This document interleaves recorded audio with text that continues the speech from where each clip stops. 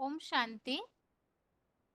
भगवत गीता श्लोक क्लास में आज के श्लोक टेस्ट के लिए श्लोक नंबर है 14वें अध्याय का 12वां, अध्याय 14 का श्लोक नंबर 12 और 11वें अध्याय का 31-32वां श्लोक, अध्याय 11 का 31 और 32 नंबर श्लोक।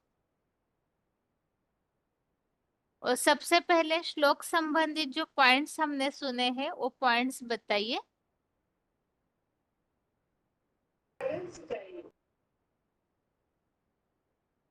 फोन अनम्यूट है।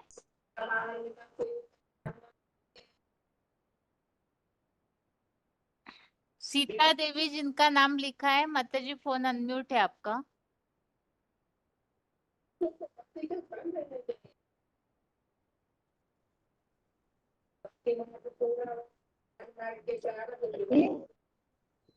है तो दीदी पर 14 का 12 नंबर श्लोक पॉइंट है। मैंने बोला ना कि सतयुग में जो आत्मा सतो प्रधान आत्माएं बोली देव आत्माएं बोला श्रेष्ठ ज्ञान इंद्रियों से सुख भोगती है ना, तो द्वापर युग से वो काम क्रोध मोह लालसा बढ़ने के कारण वो दूसरे धर्मों में जल्दी कन्वर्ट हो जाती हैं और काम विकास भी बढ़ने से वो धीरे धीरे तो नहीं जल्दी ही नीचे गिरने लग पड़ती हैं।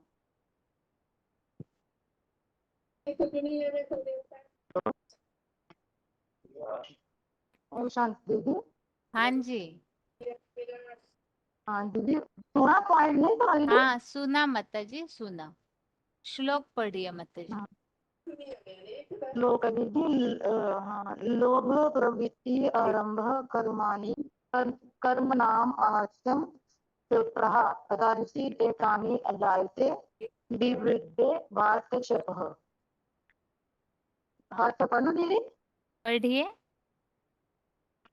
हे बात वर्ष में चेत जीरो सतयुग त्रेता के स्वर्ग में 2500 वर्षीय ज्ञान इंद्रिय सुखों में धीरे धीरे से गिरते गिरते रजोगुण के विशेष बढ़ने पर द्वापर मध्य अंत से मुस्लिम दैत्यों के कर्मों में लोभ की प्रवृत्ति का आरंभ लालसा आसक्ति ये सब भ्रष्ट इंद्रियां चरण आचरण की तीव्रता से ही पैदा होते हैं। ठीक दीदी मत। जो पॉइंट बताया वो मैंने ऐसा ही बताया, इसमें ये बोला ना कि सतयुग में जो देव आत्मा होती है ना वो जरा द्वापर युग में होती है, तो रजो प्रधान बनने से काम क्रोध मोह लोभ आरंभ लालसा आसक्ति पैदा होने से वो दूसरे धर्मों में कन्वर्ट हो जाती है, जल्दी उनके प्रभाव में आने से जल्दी नीचे गिरने लग पड़ती है। हाँ ओम शांति दीदी। ठीक है, आगे बताइए। अगला फोन अनम्यूट है। हेलो दीदी। हाँ जी। ओम शांति। हाँ जी। ओम शांति दीदी। 17083 बताइए।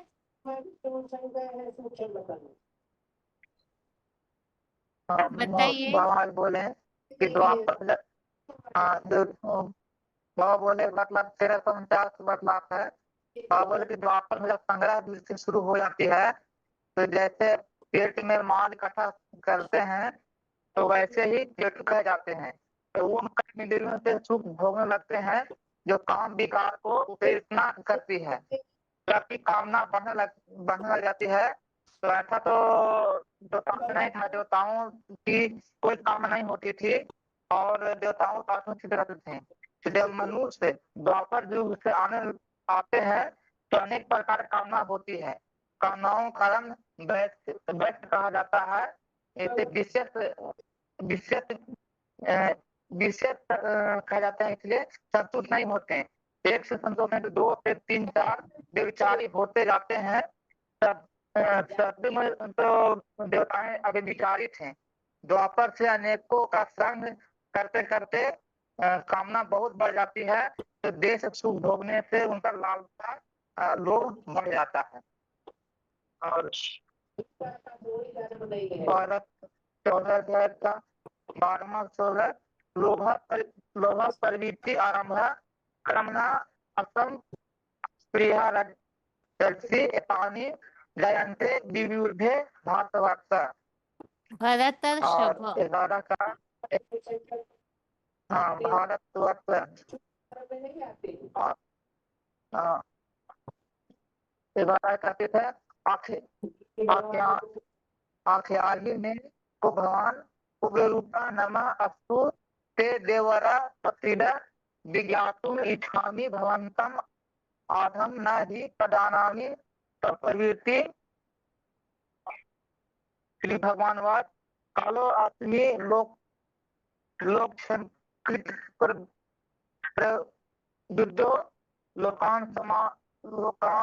समाह तुमिह कविता विषयति त्वां न भविष्यन्ति सर्वे यद्वस्था प्रत्यनीकेषु योधा। ठीक है, ओम शांति। आगे बताइए जिनका फोन अनम्यूट है। अनुसी जी, ओम हाँ शांति। जी, 1555 चार्ज मंडी हाँ जी। वो पॉइंट बताते हैं। मना आज अभी कलयुग के अंत है ना, इंद्रिया सभी बस भ्रष्ट हो जाती हैं, इसलिए सतो प्रधान में रहने वाली आत्मा यन देवता कहे सात्विक जीवन तो जीते हैं, परंतु सात्विक इंद्रिया होने से ही उन इंद्रियों का सुख भोगते हैं। और ज्ञानेन्द्रिया भी देह के अंग है।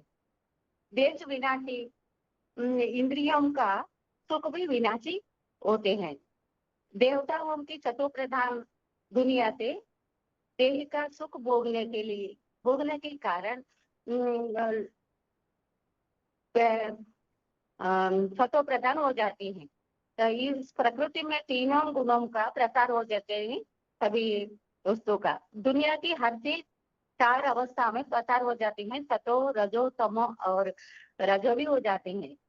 ये इसका मूल कारण ये हो जाती है, इंद्रियम भ्रष्ट होने की तीव्रता होने के कारण लोभ भी पैदा हो जाते हैं। काम विकार के इस्लामी से कामी हो जाते हैं। लोभ की तीव्रता प्रत्यक्ष हो गई होती है। भारत में आने के डेटेट बन गई और फिर भी बाबा ने गीता में भी लिखा हुआ है, ऐसे सर्वे समारंभो काम संकल्प वर्जिता था, जिसके जीवन के सारे कार्य काम विकार के संकल्प से रचित हो जाती है। देवताओं की कार्य होते हैं, नाटक हो जाती है, चित्रवादी हो जाती है, संगीत विश्वविद्यालय रचित रहते होते हैं ना, इसमें काम विकार होते हैं क्या? नहीं होते हैं। द्वापर युग से ही काम विकार हो जाते हैं। हर मनुष्य मात्र का इस रेगुलर का लक्ष्य होता है। जो भी धंधा होता है, जो भी लक्ष्य होते हैं ना, काम विकार का सुख लेना ये लक्ष्य रहता है। और फिर भी द्वापर युग से संग्रह वृत्ति शुरू होते हैं ना, पेट में जैसा मालूम खट्टा हो जाती है, ऐसे ही पेट हो जाते हैं कर्मेंद्रियों का सुख भोगने के लिए। जो काम विकार के उत्तेजित करते हैं, सब कामना बढ़ती हो जाती है। देवताओं की कामना नहीं हो जाती है। द्वापर युग में मनुष्य की अनेक प्रकार से कामना होती है। कामना होने के कारण वैश्य बन जाती है। एक से संतुष्ट नहीं हो जाती है। एक की बात दूसरा की बात तीसरा, ऐसे ही भ्रष्ट बन जाती है। सत्य क्षेत्र में देवता अव्यभिचारी नहीं थे। सारा जीवन एक के भी प्रेट करते हैं। एक जन्म की नहीं है, जन्म जन्मांतर के लिए ऐसे आत्मा संकीर्ण लग जाती है। द्वापर से अनेक की संग लग जाती है। अनेकों के अंत में सुगति हो जाती है। कामना बहुत बढ़ जाती है ना।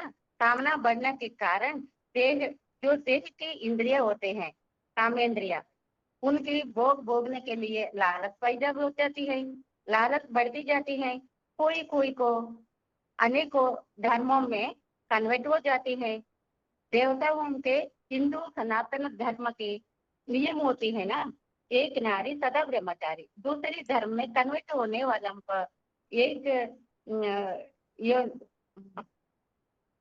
बन जाती हैं, ये नियम है पूरा ही तोड़ देते हैं, विषय विकार बढ़ जाते हैं। और फिर भी बोल दिया भ्रष्ट के आदि में कहे मना, सृष्टि आदि में भ्रष्ट नहीं होती है, नारायण होती है। क्षेत्र में भी राम और कृष्ण की गायन भी हो जाती है, शांत हो जाती है। राम राज्य का कितना गायन होती है, वहाँ शांति का सवाल क्या होती है, सवाल भी पैदा होता है।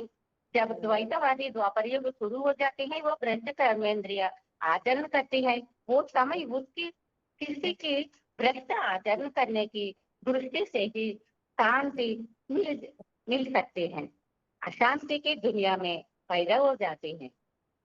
ओम शांति दीदी। श्लोक पढ़िए राजमंड्री के माता जी। हाँ जी। ओ लोभ प्रवृत्तिरारंभ कर्मणामतयः स्पृहो रजतेस्यतामे ध्यायन्ते विश्रुद्धे भरतर्षभ। वो अर्थ भी बताया ना। हाँ जी बताइए। ये भरतवंशी में श्रेष्ठ सत्युग तेतराती वर्ष में 2500 वर्ष की थी, ज्ञानेन्द्रिय और सुखों के धीरे धीरे गिरते हो जाते हैं। रजोगुण के विशेष बढ़ने के लिए द्वापर मध्यांतर में मुस्लिम दैत्यवादी के कर्मियों में लोभ की प्रवृत्ति का आरंभ, लालच, अशांति, ये सब भ्रष्ट इंद्रियों की तीव्रता से ही पैदा हो जाती है। ओम शांति दीदी। ठीक है, आगे बताइए। 12407 हुबली। हाँ दीदी, ओम शांति। दीदी क्या बताना है? पॉइंट ही बताइए माता जी, जो पॉइंट बाकी है वो पॉइंट बताइए, या तो 11वें अध्याय के श्लोक का पॉइंट नोट किया है तो वो बताइए। 11वां अध्याय का दीदी। हाँ, ये 11वां अध्याय का बताती हूँ दीदी। ईश्वरीय ज्ञान वाणी की भयंकर से ही संसार परिवर्तन होगा, स्पष्ट करना। तो हे प्रवेशिनेशु बाबा, क्रोध में जलते हुए मुखों से आप सब लोगों को चारों ओर से निगलते समान हुए चाट रहे हो। आपकी भी वाणी भयंकर ज्वाला से सारा संसार को तेज से भरती हुई तीव्रता से जला रही है।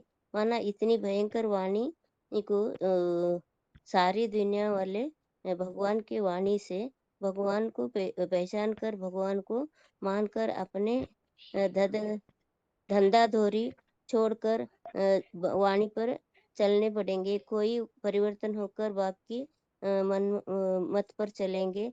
नास्तिक से नास्तिक भी भगवान को मानने लगेंगे। और एक पॉइंट है, बताओ दीदी। बताइए।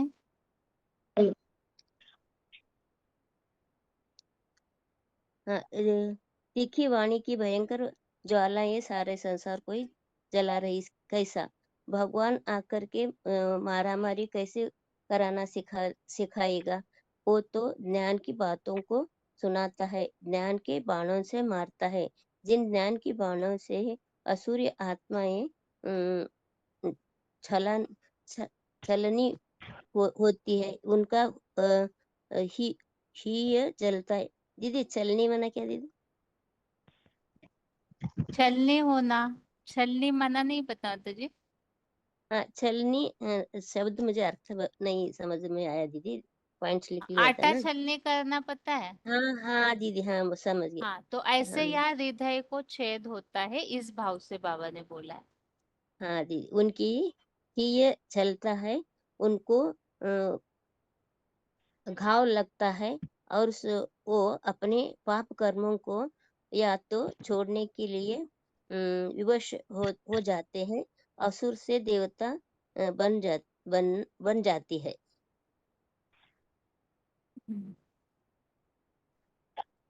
और एक पॉइंट इसका बता दीजिए। हेलो। 1 मिनट रुकिए। हाँ बताइए आगे, इनका फोन अनम्यूट है।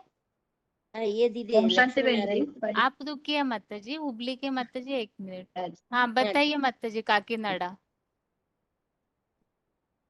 पॉइंट बताऊं बहन जी? हाँ जी बताइए। 14 अध्याय में श्लोक बताऊं पॉइंट? वो गया। बताइए। ठीक है। भ्रष्टेंद्रियाचरण की तीव्रता से अशांति पैदा। सृष्टि के आदि में नारायण कच्चा युग शुरू हुआ। त्रेता में राम को कहे तो राम कृष्ण का तो शांति शांति, राम राज्य का कितना गायन है, वह शांति का सवाल क्या है?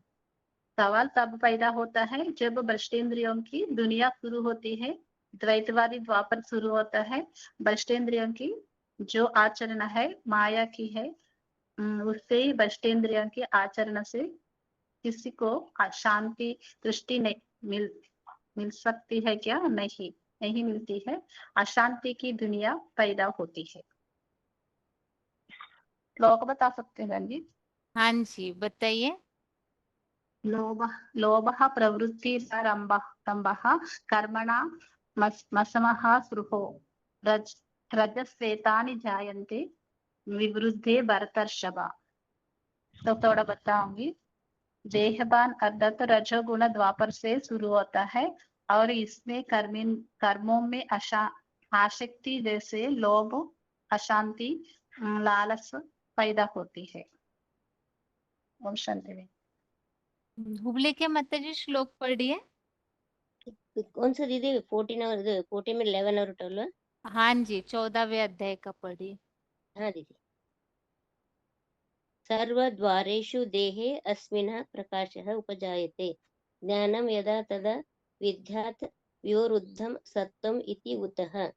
जब इस गंध छोड़ने वाले देह के सभी इंद्रियों द्वारा में एकमात्र सच्ची गीता एडवांस ज्ञान प्रकाश मंथन द्वारा उत्पन्न होता है, तब अवश्य ही पुरुषोत्तम संगम की शूटिंग में ब्रह्मोत्सव की सतयुगी नई दुनिया अर्थ सत्वगुण विशेष बड़ा है, ऐसे निश्चित जान लो। और 14 में 12वें का लोभः प्रवृत्तिः आरंभः कर्मणाम् अशमः स्पृहा राजसी एतानि जायन्ते विवृद्धे भरतर्षभ। ठीक है। हे भरतवंशी में श्रेष्ठ हीरो सतयुग त्रेता के स्वर्ग में 2500 वर्षीय ज्ञान इंद्रियों सुखों में धीरे से गिरते गिरते रजोगुण विशेष बढ़ने पर द्वापर मध्यान्ह से मुस्लिम दैत्यों के कर्मों में लोभ की प्रवृत्ति का आरंभ से लालसा, अशांति, ये सब भ्रष्ट इंद्रिय आचरण की तीव्रता से ही पैदा होता है। आगे बताइए जिनका फोन अनम्यूट हुआ है। 793 काकीनाड़ बहन जी। हाँ जी। सनातन है व्यक्त प्लस अव्यक्त ज्योतिर्लिंग रूपी VCD 2335। वो क्या है? निराकार्य है। बच्चों को भी नंबरवारी निराकार्य बन करके जाता है। निराकार्य माना निर्विकारी और निरहंकारी बन करके जाता है। इसलिए बोले भक्त मार्ग में कहता है तत्वम तत्वम, वो ये तुम हो जो अव्यक्त है, व्यक्त भी है। तुम भी ऐसे भी बनते हैं, व्यक्त भी अव्यक्त भी बनते हैं। अव्यक्त भी माना भक्ति मार्ग में किसका प्रूफ है? गीता में लिखा वो है अव्यक्त मूर्तिना। कैसे मूर्ति? अव्यक्त मूर्तिना। अव्यक्त मूर्ति नहीं है आप मूर्ति माना जिसकी मूर्ति न हो, मूर्ति हो लेकिन अव्यक्त है, इसी आंखों से देखने नहीं सकते। कौन सी मूर्ति? शंकर की मूर्ति। इन आंखों से देखते हैं कौन सी मूर्ति? जिसकी यादगार जिसी दुनिया में दिखाई जाते हैं। शिवलिंग, लिंग मना साकार, बड़ा रूप, मूर्ति तो है। दुनिया को बड़ी बड़ी खुदाई है, देश विदेश में लिंग मूर्ति सबसे ज्यादा साजिश में मिलती है, लेकिन अव्यक्त क्यों कहा? इसलिए अव्यक्त कहा वो लिंग मूर्ति हाथ पांव नाक कान ज्ञानेन्द्रिया जिसका कर्मेंद्रिया दिखाई नहीं देखी। जब साकार बड़ा रूप है, क्यों ज्ञानेन्द्रिया कर्मेंद्रिया नहीं देखा? इसलिए दिखाई नहीं है। वो जब संपन्न याद का स्टेज में रहता है, संपन्न रहता है, संपूर्ण योग युक्त बन जाता है, उसे इंद्रियों की स्मृति नहीं रहता है, इसलिए अव्यक्त है। चित्रों में कैसे दिखाए? शिवलिंग रूप में दिखाई जाते हैं। और श्लोक बहन जी? हाँ पढ़िए माता जी। अत्याही में कहा भगवान उग्र रूपा नमः अस्तुते देवावर प्रसीद विद्युतम इच्छा में भवंतम अद्यम नहीं प्रजानामि तव प्रवृत्तम। मना लोभा प्रवृत्ति आरंभ कर्माणाम आश्रय स्पृहा रजसी एतानि जायन्ते विबुद्धि भरतर्षभः। ओम शांति बहन। ठीक है माता जी। ओम शांति। आगे फोन अनम्यूट जी। किए हुए हैं एक तो ओम शांति। ओम शांति दीदी। ओम शांति। 13809 गंगटोक। ଟିକେ जी ପରେ दीदी ओम शांति। କରିଛି ପଚାରିବେ ମତେ ଟିକେ ପରେ କରୁଛି। 24348 ओम शांति। 812 हैदराबाद। ओम शांति बहन जी। 4552 बालेश्वर। ओम शांति। और कोचिन आपका भी फोन अनम्यूट है। 23107 महासमुंद।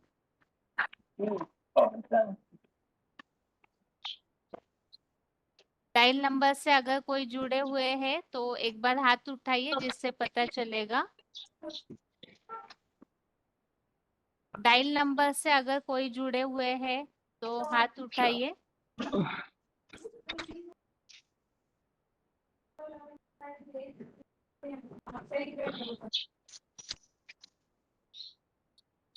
रोल नंबर बताइए। अभी किसी का फोन अनम्यूट हुआ है।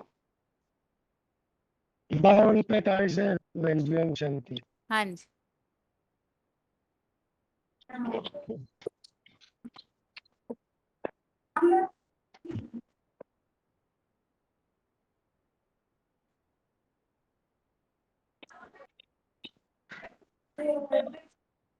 यहाँ पहला प्रश्न ये है कि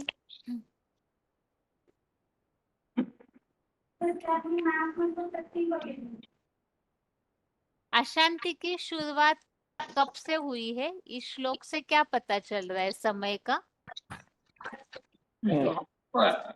द्वापर युग। द्वापर से। कैसे?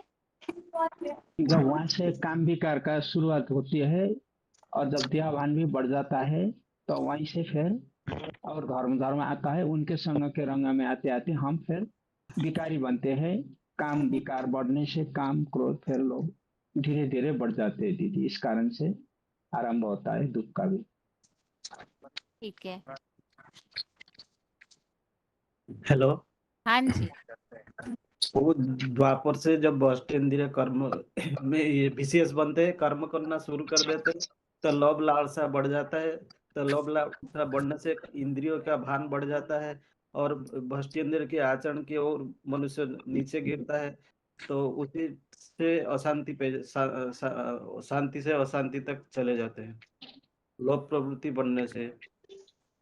बहन जी। हाँ जी।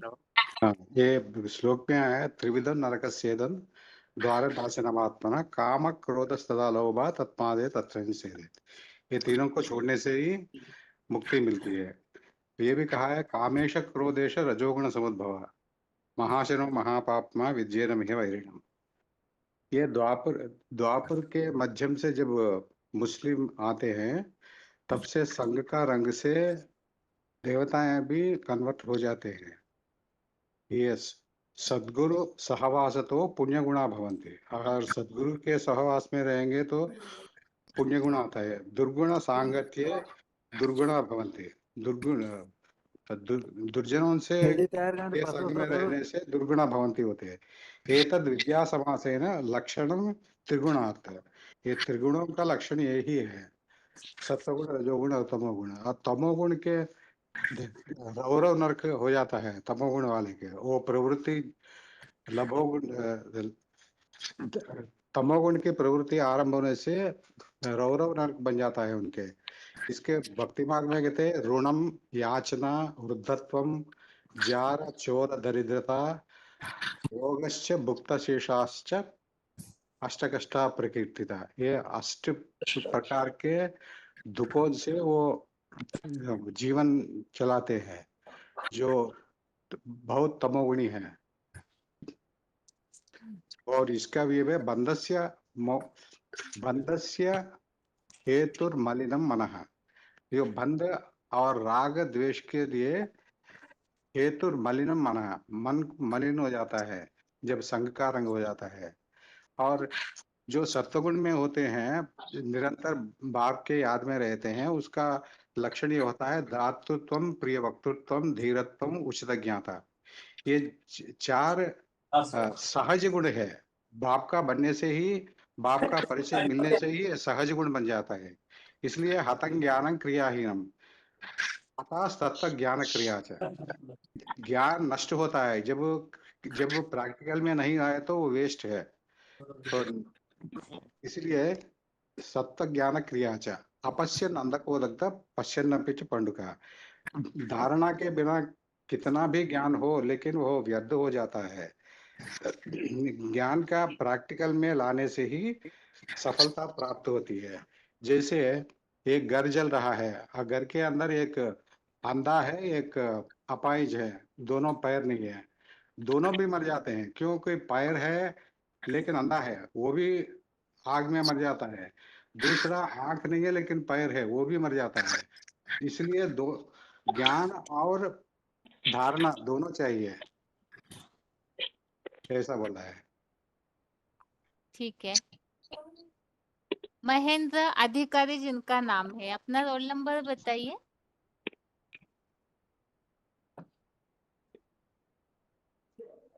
जिनका नाम डिस्प्ले में दिख रहा है महेंद्र अधिकारी, भाई अपना रोल नंबर बताइए। आगे अगला प्रश्न है, अशांति का कारण हमने समझा है इस श्लोक में। अशांति कैसे होती है? कामनाओं से। एक शब्द में उत्तर है, अभी जिसका उत्तर बताया। अभी इसके विपरीत शांति के लिए क्या करना होगा फिर? अशांति का कारण तो समझ में आया, अभी शांति के लिए, शांति की प्राप्ति कैसे होगी, और इसके लिए कोई श्लोक बताइए जो हम पढ़ चुके हैं इसके पहले ही। त्याग शांति की र प्राप्ति अंतरम के बोला ना लिए। दीदी, दीदी त्याग शांति र अंतरम बोला ना। जब सबको ज्ञान ध्यान विशेषते बोलते हैं, ज्ञान हाँ। ध्यान से भी उत्तम होता है। जो फिर सब कुछ त्याग देता है तो वो फिर एक को ऊपर हम जाते हैं तो फिर उसका शांति मिल जाता है ना।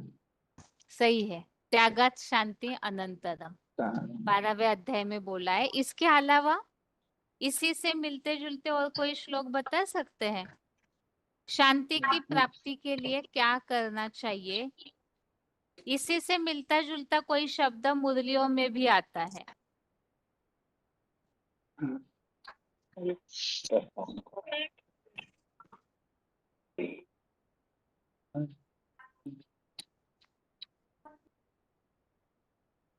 कामनाएं मतलब क्या?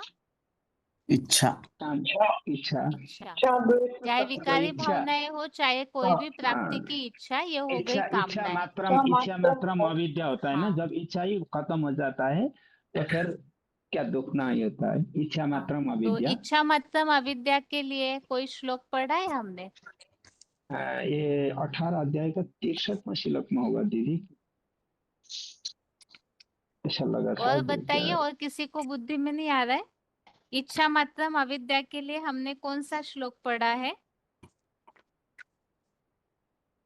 स्थिर बुद्धि के संबंधित कुछ श्लोक पढ़े हैं हमने। कौन से अध्याय में स्थिर बुद्धि? दो अध्याय में। ये 2/71 विहाय कामन्यो सर्वान् प्युमान् चरति निस्पृह निर्ममो निरहंकार स शांतिम अधिगच्छति। ठीक है, और इच्छा मात्रम अविद्या जिसमें आया हो, ऐसा कोई श्लोक बताइए। 2 का बताइए बालेश्वर। इसमें तो इति ते ज्ञान आख्यातम गुह्यत गुह्यतरम मया विमर्शया इति शेषेण यथा इच्छा तथा नहीं है ना वो तो। हाँ नहीं, उसमें तो तुम्हें जैसा चाहे वैसा करो ऐसे बताया हुआ। हाँ, लेकिन दूसरे अध्याय में स्पष्टता है, बताइए। स्थिर बुद्धि के श्लोकों में ही कोई श्लोक है?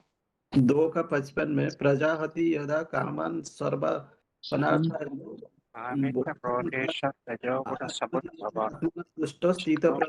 उच्यते। भली भांति त्याग करता है। हाँ जी। एक श्लोक में दूसरे का जो 55 श्लोक है उसमें स्पष्ट किया हुआ है इच्छा मात्रम अविद्या, जिससे भली भांति बुद्धि जो है वो स्थिर हो जाती है। तो स्थिर होना बुद्धि मतलब ही शांति। इच्छाओं से अशांति और इच्छा मतलब अविद्या से शांति की प्राप्ति। आप कुछ कह रहे थे हैदराबाद के भाई, बताइए। हाँ ये हाँ शांतिम अधिगच्छति बोल के एक श्लोक में आप श्लोक नंबर याद नहीं है लेकिन शांतिम अधिगच्छति। ये भी तो बोल सकते हैं ना, व्यवसायत्मिका बुद्धि। हाँ, क्या व्यवसायत्मिका बुद्धि? उसी से भी तो इसका बुद्धि स्थिर एका हो या जाती कुरो है। निर्धारण बहुत शाखाएं हाँ, वो सब अनेक एक जैसा यहाँ है, तो वो अलग बात है, अलग, तो प्रसंग अलग हो जाता है। यहाँ वास्तव में है ना, यहाँ जो 3 गुणों की बात चल रही है, ये व्यक्तिगत स्तर पे बातें चल रही है। वो भी व्यक्तिगत ही है, लेकिन यहाँ है कि अपनी कुछ कमियां, शरीर के प्रति फिर एक अलग आसक्ति रह जाती है, जिसके कारण अनेक प्रकार की इच्छाएं निर्माण होना, ये टॉपिक यहाँ चल रहा है। तो इसी से रिलेटेड है इच्छा मतलब अविद्या, माना अपने लिए कोई भी प्रकार की इच्छा न करना, ऐसे प्रसंग चल रहा है। अभी अगला प्रश्न। हाँ जी। अच्छा, त्रैगुणीय विषय वेदा निस्त्रैगुणीय भाव अर्जुन निर्द्वंद नित्य सद्वस्ता निरोध क्षमा आत्मावन, इसमें भी तो है ना, जो तो 3 गुण है उनसे भी ऊपर सद्गुण में स्थित हो जाए। हाँ जी। हाँ, मतलब प्रकृति से पूरी तरह से डिटैच होने की प्रैक्टिस डिटेल जाना करनी है। ठीक जी, है, इसीलिए आत्मा स्थिर वाला बन जाता है। ठीक इनका है। 6 वाला श्लोक भी तो आता है।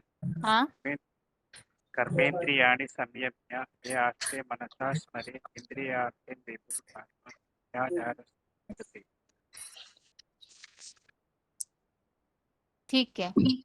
अभी अगला प्रश्न है, यहाँ सभी ने इस बात को नोट किया होगा, रजोगुण की बात के जो टॉपिक है, या तीनों गुणों को ही शुरू से ही एक एक श्लोक बता करके फिर उन्हीं बातों को बताया जा रहा है, फिर से रिपीटेशन करके। तो इसमें कुछ अंतर नजर आ रहा है। रजोगुण की ही बात लीजिए, रजोगुण संबंधित यहाँ 12वें अध्याय में बताया हुआ है। फिर 11वें अध्याय में एक अलग प्रसंग से रजोगुण की बात आई हुई है। इसके अलावा 9वें श्लोक में भी, 11वें श्लोक में भी, 9वें श्लोक में भी रजोगुण की बात आई है। फिर 7वें श्लोक में भी रजोगुण की बात आई है। तो इन सारे श्लोकों में कोई अंतर है या सारी बातें सेम ही है? अलग 23-107 अलग अलग बताइए, होने आपने से कोई भी उत्तर अलग बताया अलग नहीं नहीं। हो सकता। जी बहन जी, मैं अभी इस पे तो नहीं बता पाऊंगा बहन जी। ठीक है, आगे बताइए। हाँ जी। इसमें 14वें अध्याय में ये बताया हुआ ना, रजोगुण से जो है लोभ लालसा अशांति ये सब पैदा होते हैं, क्लियर बोला हुआ है। लेकिन पहले वाले श्लोकों में इतने क्लियरली तो नहीं बोला है, वो रजोगुण का प्रभाव बताता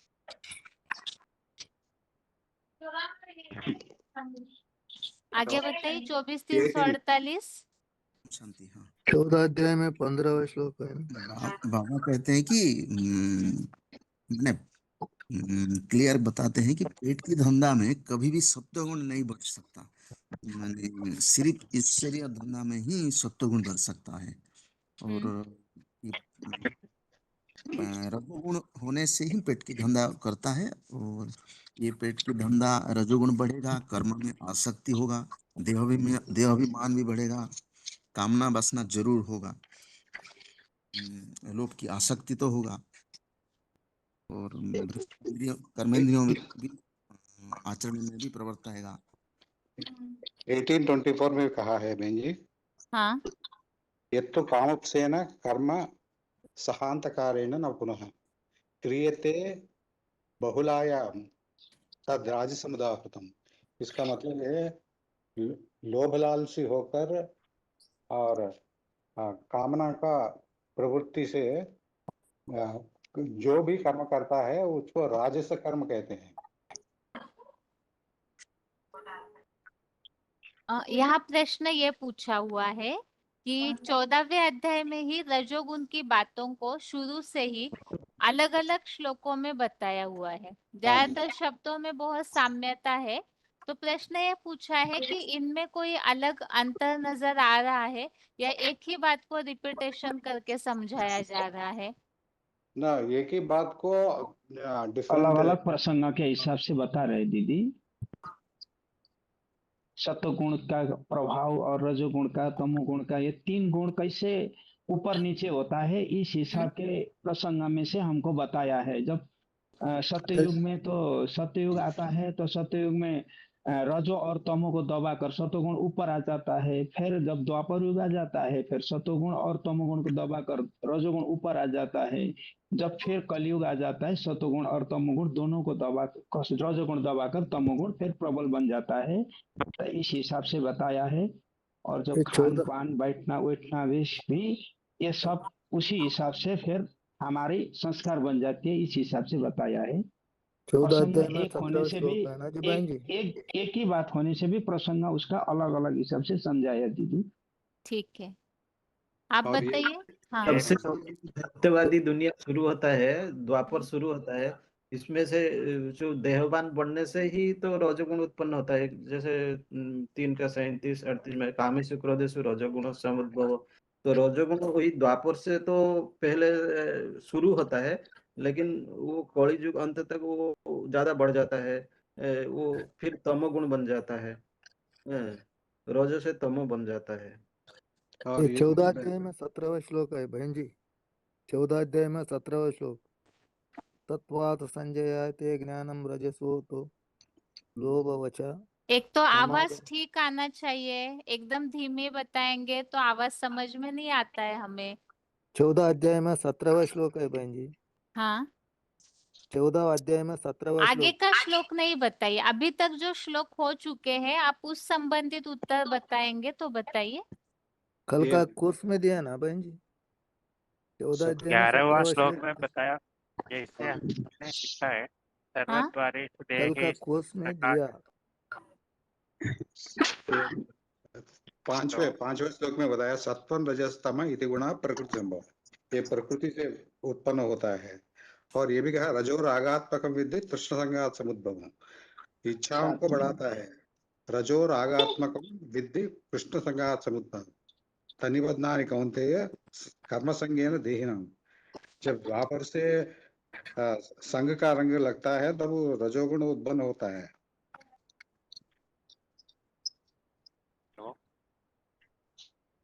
ये इसमें ये बताया हुआ ना 11वां श्लोक में सर्वद्वारेषु देहेषु प्रकाशो उपजायते। आवाज आवाज या तो फोन दूर पकड़ रहे या तो हमारे नेटवर्क में प्रॉब्लम है, पता नहीं।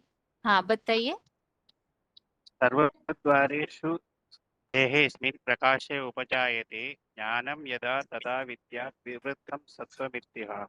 तो ज्ञान जो है वो सभी देहेंद्रिय से जब उत्पन्न होता है तो समझ लो सत्वगुण शुरू हो गया है। तो लेकिन द्वापर में तो बाबा ने बताया ना, नाटक विद्या संगीत चित्रकार, द्वापर से हर एक मनुष्य का लक्ष्य, हर एक चीज का लक्ष्य काम विकार से सुख लो, ये लक्ष्य है। लेकिन वो क्या है, सत्वगुण जब कम हो जाते हैं तो लक्ष्य जो है वो दूसरा हो जाता है।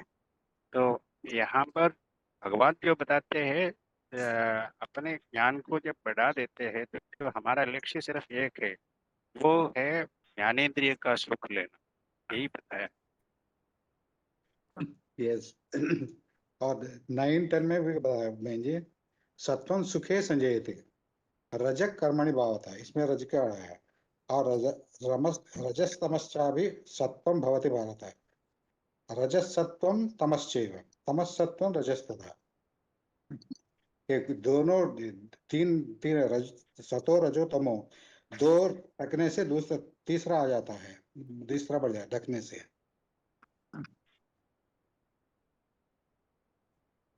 रजोगुण निर्माण होने का कारण यहाँ अलग अलग बताया हुआ है, क्या क्या कारण है?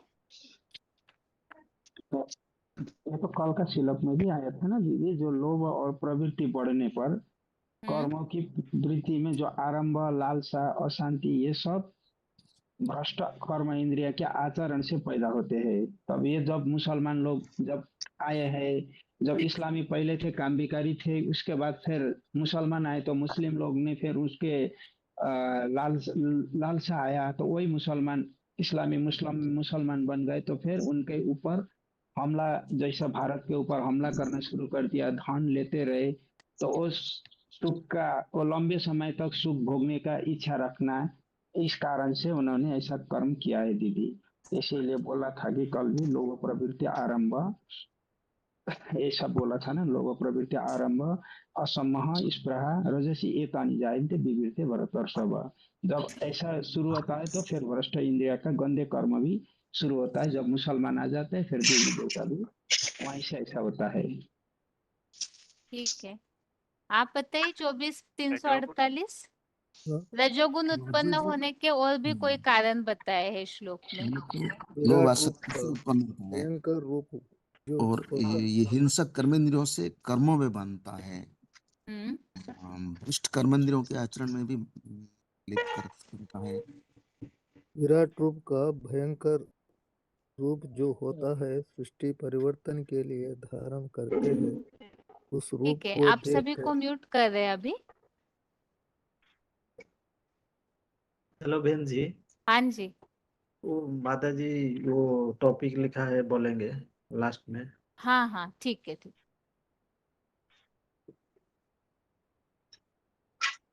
आगे ओम शांति जिनका नाम लिखा हुआ है, एक बार अपना रोल नंबर बताइए। ओम शांति जिन्होंने फोन में लिखा है, डिस्प्ले में दिख रहा है, नाम या रोल नंबर बताइए अपना। ओम शांति बहन जी, हाँ जी। 24548। ओम शांति जिन्होंने लिखा है, डिस्प्ले में दिख रहा है, अपना रोल नंबर बताइए। अभी जिनका फोन अनम्यूट हुआ है, अधिकारी जिनका टाइटल है, रोल नंबर बताइए अपना। जी मेरा 8354 है माता जी। ओम शांति।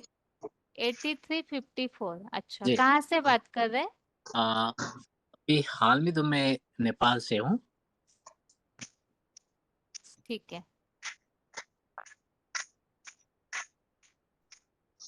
आगे और जिनका फोन अनम्यूट है बताइए रोल नंबर। दीदी 21,411 इंदौर। 21,411, ठीक है।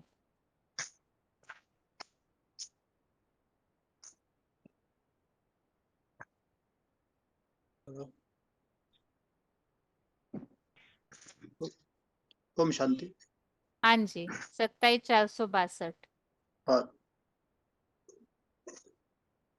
5245, आपका भी फोन अनम्यूट है।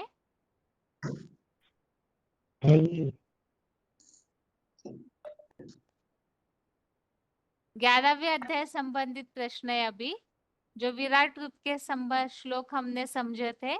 11वें अध्याय का 30 से लेकर के 32 तक।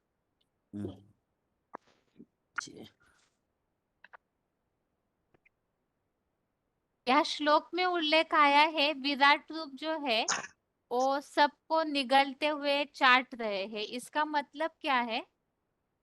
दीदी मैं बोलूं? हाँ जी। ये भगवान की वाणी का जो तेज है, उस वाणी के तेज से जो सभी लोग उसमें समा जाते हैं, और इस तरह से वो चाटते हुए जो भयंकर ज्वाला जो पैदा हुई है भगवान की वाणी की, तीखी वाणी की, और उसमें ही सभी लोग चारों तरफ से समा जाते हैं।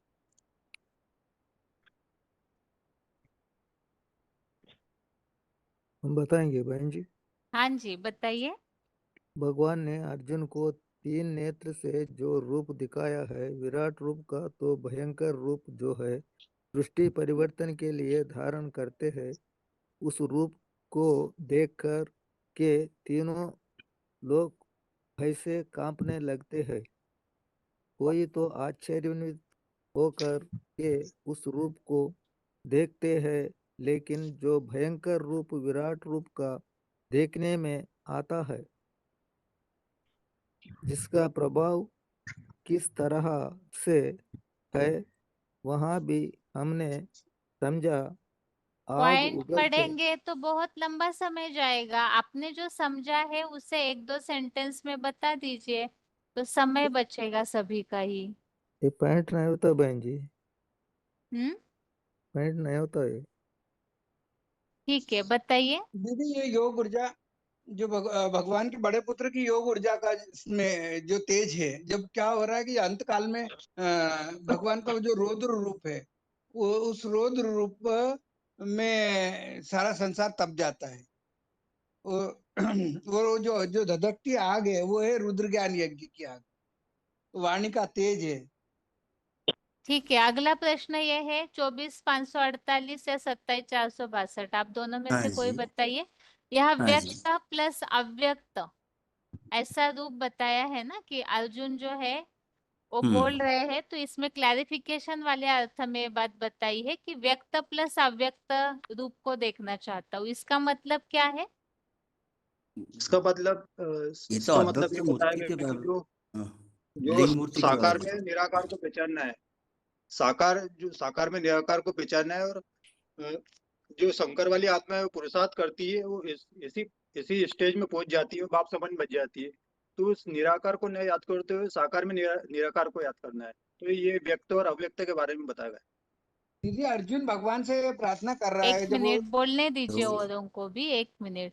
आप ये तो बताइए बाबा ने बताया कि 24,548। हाँ ये जो लिंग मूर्ति के अव्यक्त और व्यक्त, ये लिंग मूर्ति के बारे में बताया है।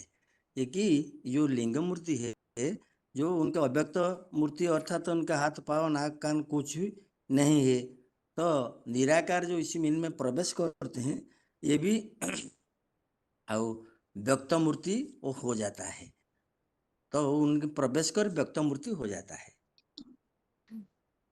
52,45 आप बताइए, व्यक्त प्लस अव्यक्त रूप, इसके लिए 9वें अध्याय में कौन सा शब्द आया है? अव्यक्त मूर्ति ना था ना अव्यक्त मूर्ति ना, जी। अव्यक्त मूर्ति ना का अर्थ क्या है आप बताइए। 52,45, 24,425, 407, आप दोनों में से कोई भी बताइए। अव्यक्त मूर्ति ना किसे कहा जाता है? लिंग मूर्ति को अव्यक्त अव्यक्त मूर्ति मूर्ति ना में कहा बहन जाता है। जी। सोमनाथ मंदिर में अव्यक्त निरा मूर्ति अर्थात क्या? मुरलियों में तो कई बार ये शब्द आया है। हाँ हाँ अव्यक्त मूर्ति अर्थात क्या बताइए? साधारण थनधारी अव्यक्त मूर्ति इस शब्द का अर्थ क्या है? लिंग मूर्ति है बहन जी, निराकार लिंग मूर्ति। दीदी मैं बोलूं? 1 मिनट, 27,462 आप बताइए, अव्यक्त मूर्ति अर्थात क्या? अव्यक्त मूर्ति का मतलब ये बताया गया है, जिस सोमनाथ के मंदिर में जो शिवलिंग बताया गया है, वो जो शिवलिंग है वो मतलब वो यादगार है, देहधारी है, शरीरधारी की यादगार है। उसके हाथ पाँव कान नाक कान नाक मुंह कुछ नहीं बताया गया है। जो उसमें जो हीरा जड़ा हुआ है वो शिव के बारे में बताया गया है, साकार में निराकार बताया गया है, तो उसे अव्यक्त मूर्ति कहा जाता अच्छा बताइए, 21,411।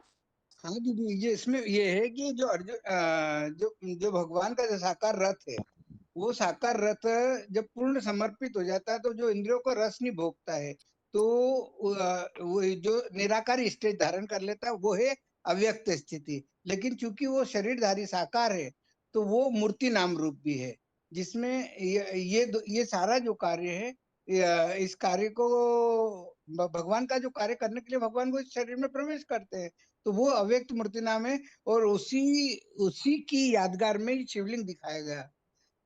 जो अर्जुन की शरीर रूपी प्रकृति है, मैं वो बताता हूँ दीदी। उसकी अपरा प्रकृति है दीदी। ये वीसी नंबर है ना बहन जी? हेलो दीदी मैं बताता हूँ। 24,548 बताइए। हाँ जी, 614 में ये वीसी अर्थात नंबर में है साकार, बहन जी। अव्यक्त अर्थात निराकारी स्टेज वाला शंकर जो है ना अभंग दीदी। का पार्ट है, वो बताइए सबको बताइए, आप अनित्य 24,548 बताइए, पूरा हाँ उत्तर कीजिए। अच्छा, ये अव्यक्त अर्थात निराकारी स्टेज वाला, जिसका कि हाथ नाक का नाक पाँव कुछ भी नहीं देखा जाता है, ये है अव्यक्त। और व्यक्त अर्थात साकार, साकार साकार की मूर्ति को अव्यक्त मूर्ति अर्थात साकार, अर्थात ये जो मूर्ति जिसका कोई हाथ नाक कान आँख कुछ भी नहीं देखा जाता, इसे अव्यक्त मूर्ति कहा जाता है। ठीक है, जिसके लिए गीता में बताया कि नैवकिंचित करोतुमिति युक्तमने तत्त्ववित्। 1 मिनट अभी। हाथ हाँ जी जिनके भी अभी ऊपर उठे हुए हैं, हाथ नीचे किए जा रहे हैं सभी के।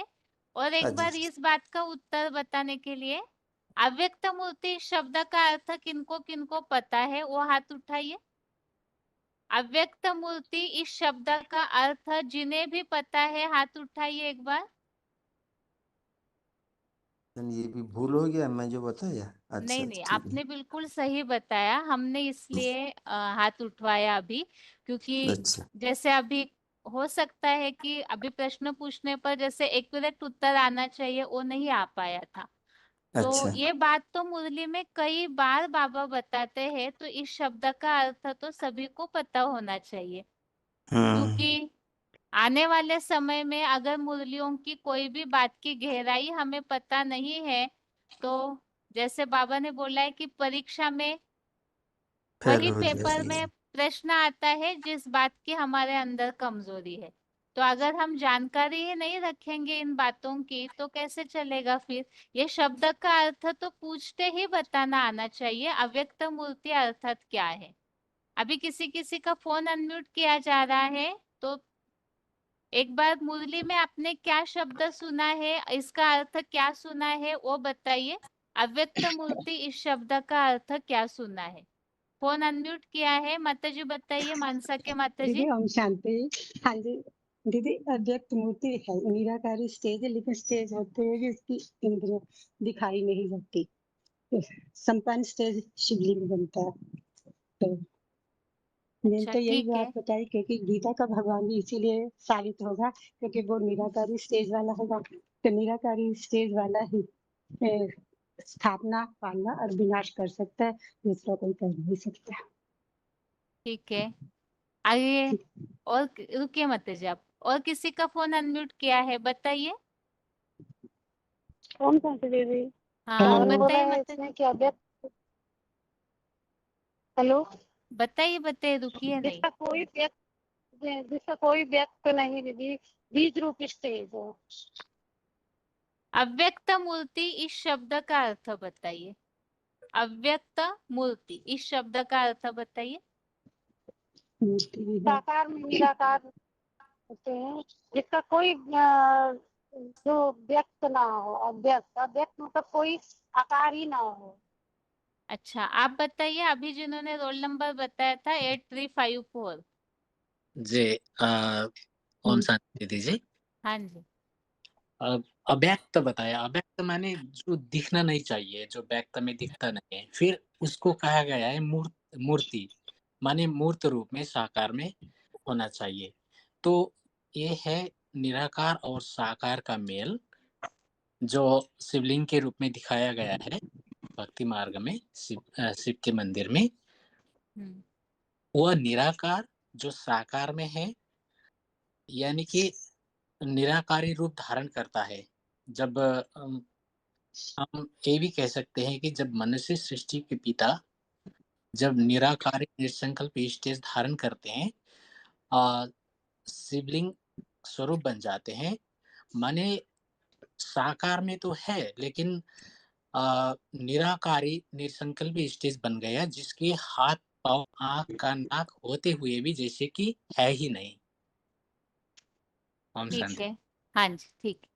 आगे बताइए, यहाँ जो अभी 11वें अध्याय में एक शब्द आया हुआ है, जो अर्जुन कह रहे हैं कि आपके इस रूप को देखना चाहता हूँ। तो ये जो शब्द श्लोक में आया है 11वें अध्याय के 31वें श्लोक में, ये शब्द का और अव्यक्त मूर्ति का कोई कनेक्शन है क्या बताइए। कानपुर के भाई आपका फोन अनम्यूट है। ये अव्यक्त मूर्ति पहले 24,510 है वो नंबर। पहले तो अव्यक्त मूर्ति मतलब ये होता है कि अव्यक्त माना जिसको इन आंखों से देखा ना जा सके, और व्यक्त माना जिसको इन आंखों से देखा जा सके। तो जितनी मूर्तियां होती हैं वो तो व्यक्त होती हैं, दिखाई देती है, जितनी देवताओं की मूर्तियां हैं, चाहे कृष्ण की किसी की भी हो। अव्यक्त माना कि जो दिखाई नहीं दे, मतलब ये हुआ कि एक ऐसी मूर्ति, यानी ऐसा शरीर बोल सकते हैं, ऐसी मूर्ति जो कि जिसका शरीर है, सारी इंद्रियां हैं। अव्यक्त माना कि इंद्रियां होते हुए भी वो देह से पूरा उपराम रहता है, मतलब कि कोई भी देह का भान नहीं रहता, मतलब कर्म करते हुए भी किसी भी इंद्रिय के किसी भी कर्म का प्रभाव उस पर नहीं पड़ता, बिल्कुल उससे परे रहता है। तो वो स्टेज है अव्यक्त, मतलब मूर्ति भी है और अव्यक्त भी है।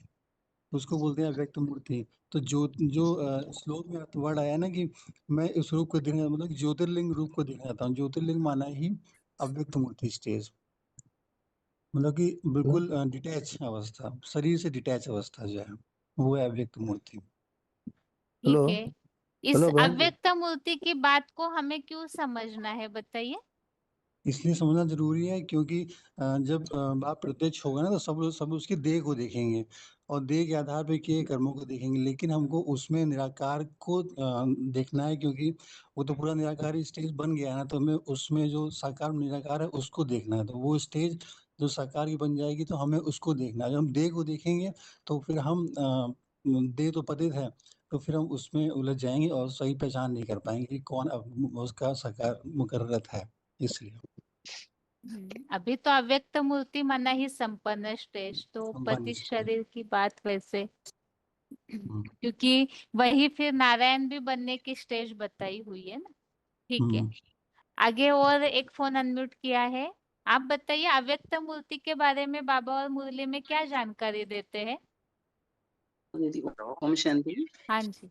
हाँ 2297 भावनगर गुजरात से। हाँ, अव्यक्त मूर्ति ना मना साकार निराकार का मेल। मना जब अव्यक्त मूर्ति तो है साकार, लेकिन उसके इंद्रिय होते हुए भी उसको इंद्रिय से कोई इच्छा नहीं होती, लेकिन कान होते हुए भी नहीं सुनती, आंखों से देखते हुए भी नहीं देखती, जैसे कोई देह से कोई कनेक्शन ही ना हो, ऐसे अव्यक्त मूर्ति मना ऐसी स्टेज बना लेते हैं। और साकार निराकार मेल साकार में जब निराकार बाप प्रवेश करते हैं उसकी ऐसी स्टेज बन जाती है। जो बाप ने बताया कि अंत में कि जो देखे इन आंखों से, जो सुने इन कानों से, तो मेरा बाप आ गया, ऐसी अव्यक्त स्टेज मूर्ति ने जो ज्योतिर्लिंग रूप बताया गया। ठीक है। अव्यक्त मूर्ति के बारे में एक खास जानकारी 9वें अध्याय में दी हुई है, क्या बताया हुआ है।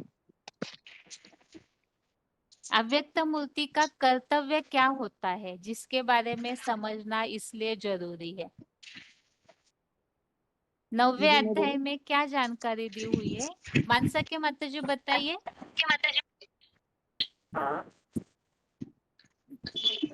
9वें अध्याय में क्या जानकारी दी हुई है। आदर्श माता जिनका नाम लिखा है, माता जी बताइए। 9वें अध्याय में अव्यक्त मूर्ति ना इस बारे में क्या जानकारी दी हुई है। अव्यक्त मूर्ति ना मतलब शरीर तो है लेकिन उसको अपनी इंद्रियों का भान नहीं है, हाथ पैर नाक मुंह का भान नहीं है, जिसके लिए शास्त्रों में भी गायन है, बिनु पग चले सुने बिनु काना, कर बिनु कर्म करे विधि नाना, आनंद रहित सकल रस भोगी बिनु वाणी वक्ता वर योगी। तो उसको इंद्रियों का भान ही, यानी आत्मिक स्थिति निसंकल्पी स्टेज में और निराकारी स्टेज में वो बिल्कुल वो है।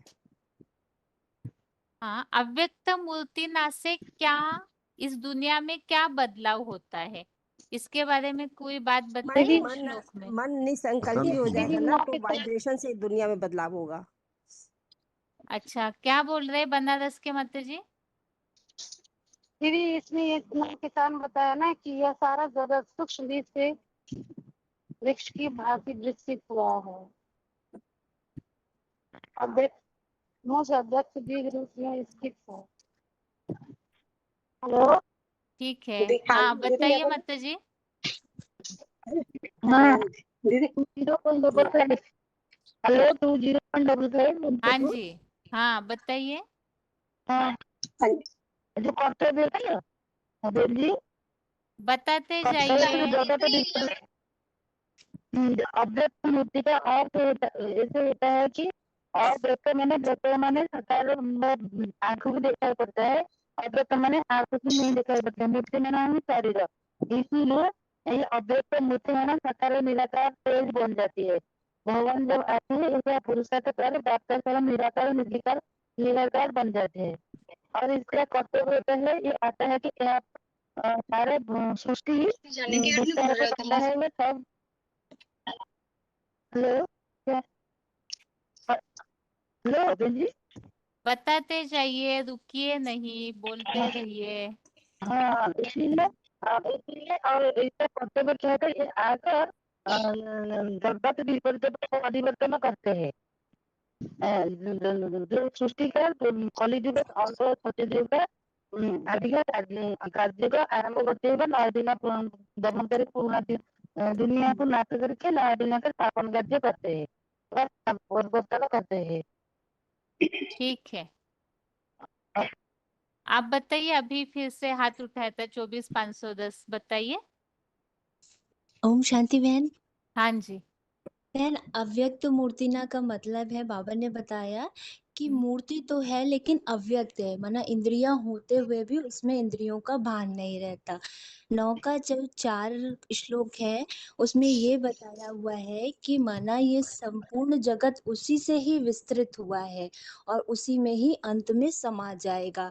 और हमको जानना इसलिए जरूरी है कि अंत में जो सर्वव्यापी का अज्ञान चारों ओर फैल जाएगा, तो उसके लिए यही श्लोक हमको काम आएगा। अगर हम उस मूर्ति को पहचानते रहेंगे तो हम ये बता सकते हैं कि परमात्मा सर्वव्यापी नहीं एक व्यापी, माना कि सब जितना ये दुनिया में ज्ञान उगलने उनके 1000 मुख और सारे जो है माना जो ज्ञान देंगे, तो ये सारा ज्ञान जो है वो एक ही बीज, जैसे अभी कई सारी विष्णु पार्टी और ये सब निकला हुआ है ना, तो उनका अलग अलग सब ज्ञान है, लेकिन इन सबका ओरिजिनेटर जो है वो अव्यक्त मूर्तना बीज रूप बाप ही है। तो हमें उस जानकारी होना जरूरी है कि ये जो सारा ज्ञान दुनिया में निकला हुआ है वो उन्हीं में ही निकला और अंत में उसी में ही सब समा जाएगा। जैसे कि मुरली का पॉइंट बाबा ने बोला था ना कि शंकर का पार्ट ऐसा अड़भंगा है कि तुम बच्चे विश्वास ना कर सको, कि उनके रोल को जो है नारियल पार्ट ऊपर से कुछ है अंदर से कुछ, तो उसको समझ नहीं पाते, उसके कारण से निश्चय अनिश्चय का चक्र और दुनिया भी उसको नहीं मानती। तो फिर उनके जो सही स्वरूप को हम अपने बुद्धि में बिठाए रखेंगे कि मना ये लग नहीं रहा है कि वो कर रहे हैं, उनकी जो शक्ति है वो प्रेरणा से सब में वो कार्य करा रही है और अंत में उन्हीं के ज्ञान में पूरी दुनिया स्वाहा हो जाती है, उसी में ही समा जाती है। मैंने एक पॉइंट और हमको भी लग रहा है कि इसमें ये भी बोला जा सकता है ना कि अव्यक्त मूर्ति शिवलिंग ज्योतिर्लिंग स्टेज है, ये एक ऐसी पवित्रता की यादगार है कि प्रवृत्ति मार्ग में जाके कैसे पवित्र रह सकते हैं, जो कि ये ऐसी यादगार है जो किसी में नहीं दिखाई जाती है कि कैसे पवित्रता मतलब की जा सकती है, जो कि सार्वभौम पूज्य है, ऐसी पवित्रता सार्वभौम पूज्य है जो कि प्रवृत्ति मार्ग की है। और सभी धर्म वाले भी है ना, लोग निराकार को ही ये मानते हैं। मानते हैं। 12वां अध्याय में बताया हुआ ना, मया एक वेश मिनट मनो। एक मिनट भाई, एक मिनट। हाँ बताइए माता जी, पूरी कीजिए अपनी बात। कि सभी धर्म वाले जो अन्य धर्म वाले आएंगे ना, जब ज्ञान सामने आएगा तो सब टकराएंगे।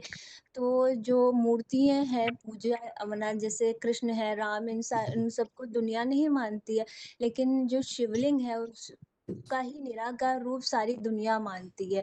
तो हमको यही प्रूफ करना होगा, उस समय यही बताना होगा कि यही पार्टधारी यही मूर्ति है जिसके निराकार रूप में वो सभी लोग पूजा करते हैं, उसी की ही बात मानते हैं।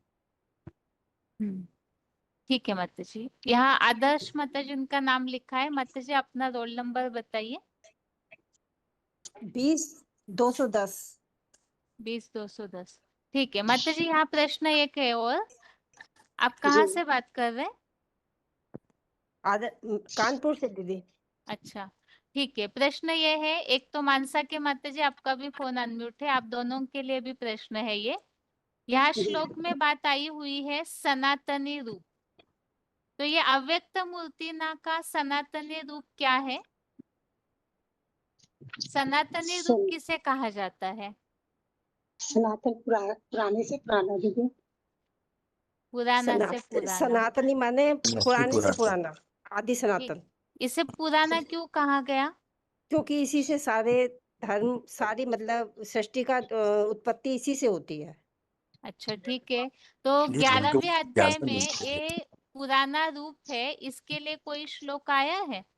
इसी से उत्पत्ति होती है या तो यही सबकी शुरुआत है, ऐसे कोई श्लोक आया है विराट रूप में 11वें अध्याय में? सर्वभूतानि कौन्ते प्रकृतिं यान्ति मामिकाम कल्पछे पुनस्तानि कल्पादुर विसृजाम्यहम्। ये 9 अध्याय का 7वां नंबर श्लोक है। अच्छा ठीक है। और कोई? 11वें अध्याय में वो सबकी शुरुआत है, इसके लिए भावनगर से आपका भी फोन अनम्यूट है, बता सकते आप? वही सर्वे सबकी तो शुरुआत थी, गणिका बोल इसके रही लिए कोई श्लोक है 11वें अध्याय में? है 11 का 18 नंबर श्लोक है बहन। क्या बताया है माता जी? उसमें बताया ना अनुदी शाश्वत धर्म गुप्ता सनातना त्वं पुरुषो मते में, माना आप सनातन वहां पे निकल गए। परम पुरुष हैं। ठीक है, हम्म। आगे मुरली से इसी तरह से कोई ना कोई नए शब्द ढूंढ के, जो नई मुरलियां है उसी में से ही पूछा जाएगा। अव्यक्त मूर्ति ना, ये जो शब्द बताया हुआ है ये तो सभी को जानकारी होनी चाहिए। 2300 की रेंज की जो भी मुरलियां है तो उन्हें जरूर ध्यान से सुनिए, या तो फिर किताबें बनी हुई है अव्यक्त मूर्ति ना इस शब्द को समझने के लिए। 2305 है, 2315 है, 2305, 2315, ऐसे कुछ कुछ VCDs की किताबें बनी हुई है जो लिटरेचर में मिलती है मिनी मधुबनों में। तो अगर पूरी मुरली न भी सुन पाए तो उसे लेकर के पढ़िए जरूर, ताकि इस बात की जानकारी हो। क्योंकि यहाँ मूल हमारी पढ़ाई अभी तक जो बाबा बोल रहे हैं कि बाप की पहचान ही नहीं है किसी को, तो इस बात को समझने के लिए बाप की यथार्थ पहचान क्या है, तो जो स्थिति है संपन्न स्थिति, उस स्थिति को हमें जानना जरूरी है। अगर हम नहीं जान पाएंगे तो फिर स्वर्ग के गेट खुलेंगे तो उसमें पहुंचने का रास्ता जो बताया है, हिरण्य गर्भ में सभी को प्रवेश करना है, तो प्रवेश तो तब करेंगे ना जब रास्ता पता हो, अर्थात नॉलेज हो उन बातों की। तो वो स्थिति को जानना जरूरी है। जब ऐसी स्थिति को हम जानेंगे, व्यक्त प्लस अव्यक्त, मूर्ति माना साकार और अव्यक्त माना अव्यक्त स्टेज, निराकारी स्टेज, साकार होते हुए भी वो कैसे निराकारी स्टेज में स्थित हो जाते हैं, तो इस स्थिति को हमें जानना है। ऐसी स्थिति को अगर हम बुद्धि के तीसरे नेत्र से समझेंगे, उस वाइब्रेशन को कैच करने की अपनी स्थिति बनाएंगे, तो उस रूप को हम जानने से, यहाँ जो अर्जुन बोल रहे हैं, आपके सनातनी श्लोक नंबर 31 में ये बात आई है, आपके सनातनी व्यक्त प्लस अव्यक्त आदिकालीन ज्योतिर्लिंग रूप को जानना चाहता हूँ। तो ज्योतिर्लिंग रूप अर्थात शिवलिंग, जिसमें हाथ पांव नाक आंख नहीं दिखाए जाते हैं। तो ऐसे तो कोई व्यक्ति नहीं होता जिसे इंद्रिया न हो। इंद्रिया तो है लेकिन उसका भान नहीं रहता। वो ऐसी निराकारी बीज रूप स्टेज है जिसे ही शास्त्रों में हिरण्य गर्भ कहा है। वो ऐसा गर्भ बन जाता है परमधामी स्टेज वाला, बिल्कुल जो बोला है सोने की थाल जैसे मुरलियों में बाबा ने बोला है। इतनी चमक, इतनी रोशनी, अर्थात ज्ञान का पूरा तेज उनमें भर जाता है, योग की ऊर्जा भर जाती है। तो वही सनातनी अर्थात सबसे पुराना, जो सारी सृष्टि की शुरुआत करने के निमित्त बनते हैं, जिसके लिए अध्याय 9 का श्लोक नंबर 4 में बताया है कि इस अव्यक्त मूर्ति से ही सारा संसार विस्तार को पाता है। तो इसीलिए वो सनातनी रूप है और ज्योतिर्लिंग रूप है। भक्ति मार्गीय लोग जब शिवलिंग को पूछते हैं तो ये बात मानते हैं कि इसी से ही सारी सृष्टि शुरू हुई है, लेकिन कैसे शुरू हुई है कोई नहीं जानते हैं। बिना हाथ पांव से सृष्टि कोई कैसे शुरू करेगा? तो वो स्थिति, वो मूर्ति इस तरह से क्यों बनी और वो पूजनीय क्यों है, इन सब बातों की जानकारी हमें अच्छे से होगी तो हम औरों को समझा भी पाएंगे। अभी जिनके भी हाथ उठे हुए हैं उन्हीं में से ही फोन अनम्यूट किया जा रहा है अगले प्रश्न के लिए। प्रश्न ये है, भगवान जब इस सृष्टि पर आते हैं तो विशेष किस कर्तव्य के लिए आते हैं? फोन अनम्यूट किया है, अपना रोल नंबर बताइए और साथ में उत्तर बताइए। 9793 बेंगलुरु। मन स्थापना पालना विनाश के लिए 3 कर्तव्य। और यहाँ मन 11वें अव्यक्त अध्याय मन संबंधित सनातन। प्रश्न था। 11वें अध्याय में जो मन श्लोक 11 चल में रहा है आता उस संबंधित प्रश्न है। 11 में 18 में भी आए बहन जी सनातन धर्म के लिए। ठीक है माता जी। आगे बताइए उदय यादव जिनका नाम लिखा है, आपका फोन अनम्यूट है। और 29 340 सूरत माता जी, आपका भी फोन अनम्यूट है। यहाँ 11वें अध्याय में जो श्लोक आज के टेस्ट में है, उसमें भगवान के विराट रूप के कर्तव्य के बारे में बताया हुआ है। कौन सा कर्तव्य बताया है श्लोक में? पता नहीं दीदी। हेलो। हाँ जी माता जी। हाँ, आज मैं ज्वाइन हुई हूँ दीदी, पर मुझे ये जानना था, अभी आपने अव्यक्त बोला ना, वो कौन हाँ। से VCD नंबर बोला आपने? 2305, 2315। वैसे तो ये सारी मुरलियों में है ही। 2300 की रेंज की जो भी मुरलियां शुरू हुई है, वो सारी हाँ। मुरलियों को आप ध्यान से सुनेंगे तो कोई भी मुरली में मिलेगा। बाकी ये और मुरलियों की किताबें बनी हुई है, इसलिए इनका नाम खास बताया। 2315, 16, हाँ, मधुबन में मिल 2324। जाएगी? हाँ जी, मिल जाएगा माता जी। उन्हें ओके। बताइए आप अव्यक्त मूर्ति से संबंधित जो किताबें बनी हुई है वो किताब दीजिए। ओके, थैंक यू दीदी। ठीक है माता। आगे बताइए उदय यादव जिनका नाम लिखा है। देखिए फोन अनम्यूट होते ही हेलो। तुरंत रिप्लाई देंगे तो समय सभी का बचेगा। हेलो। हाँ जी। ओम शांति दीदी जी। हाँ जी बताइए। 11/8/18 दीदी जी, हम अब अव्यक्त मूर्ति ना के विषय में दीदी जी मैं बताने वाला था। अच्छा बताइए। अव्यक्त मूर्ति ना दीदी जी उसको बोलते हैं जो साकार में होते हुए भी वो ऐसा स्टेज को धारण करते हैं जो निराकारी, निर्विकारी, निरहंकारी स्टेज धारण करते हैं। वो जो शिव समान स्टेज को धारण करते हैं, उनके लिए ही अव्यक्त मूर्ति ना कहा जाता है दीदी। अच्छा ये स्थिति कौन धारण करता है? ये शंकर वाली आत्मा जिनको राम बाप कहते हैं, प्रजापिता कहते हैं, उन्हीं के ये लिए किस कहा समय गया की है। बात है? ये दीदी जी अंत समय की बात है जी, जो शिवलिंग के रूप में दिखाया गया है, जो साकार होते हुए भी वो निराकारी स्टेज को धारण किया हुआ है। उनको हाथ नाक मुंह कान होते हुए भी वो निराकारी स्टेज को धारण किए हुए हैं। इसके लिए वो शिवलिंग के रूप में दिखाया गया है। ठीक है, आप कहाँ से बात कर रहे हैं? दीदी जी लुधियाना से 11/8/18 रोल ठीक नंबर। है। ठीक है, आगे बताइए जिनका फोन अनम्यूट है। भगवान के कौन से कर्तव्य का उल्लेख 11वें अध्याय के श्लोकों में आया है जो अभी हम पढ़ रहे हैं? हेलो। हाँ हेलो। जी। हाँ जी। 18491 हम्म।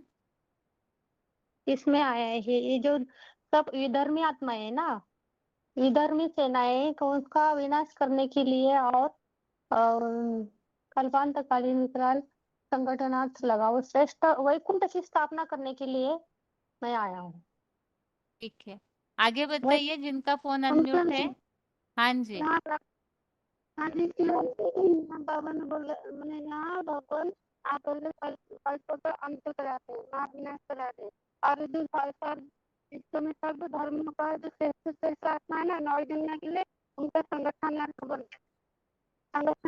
बनाते हैं।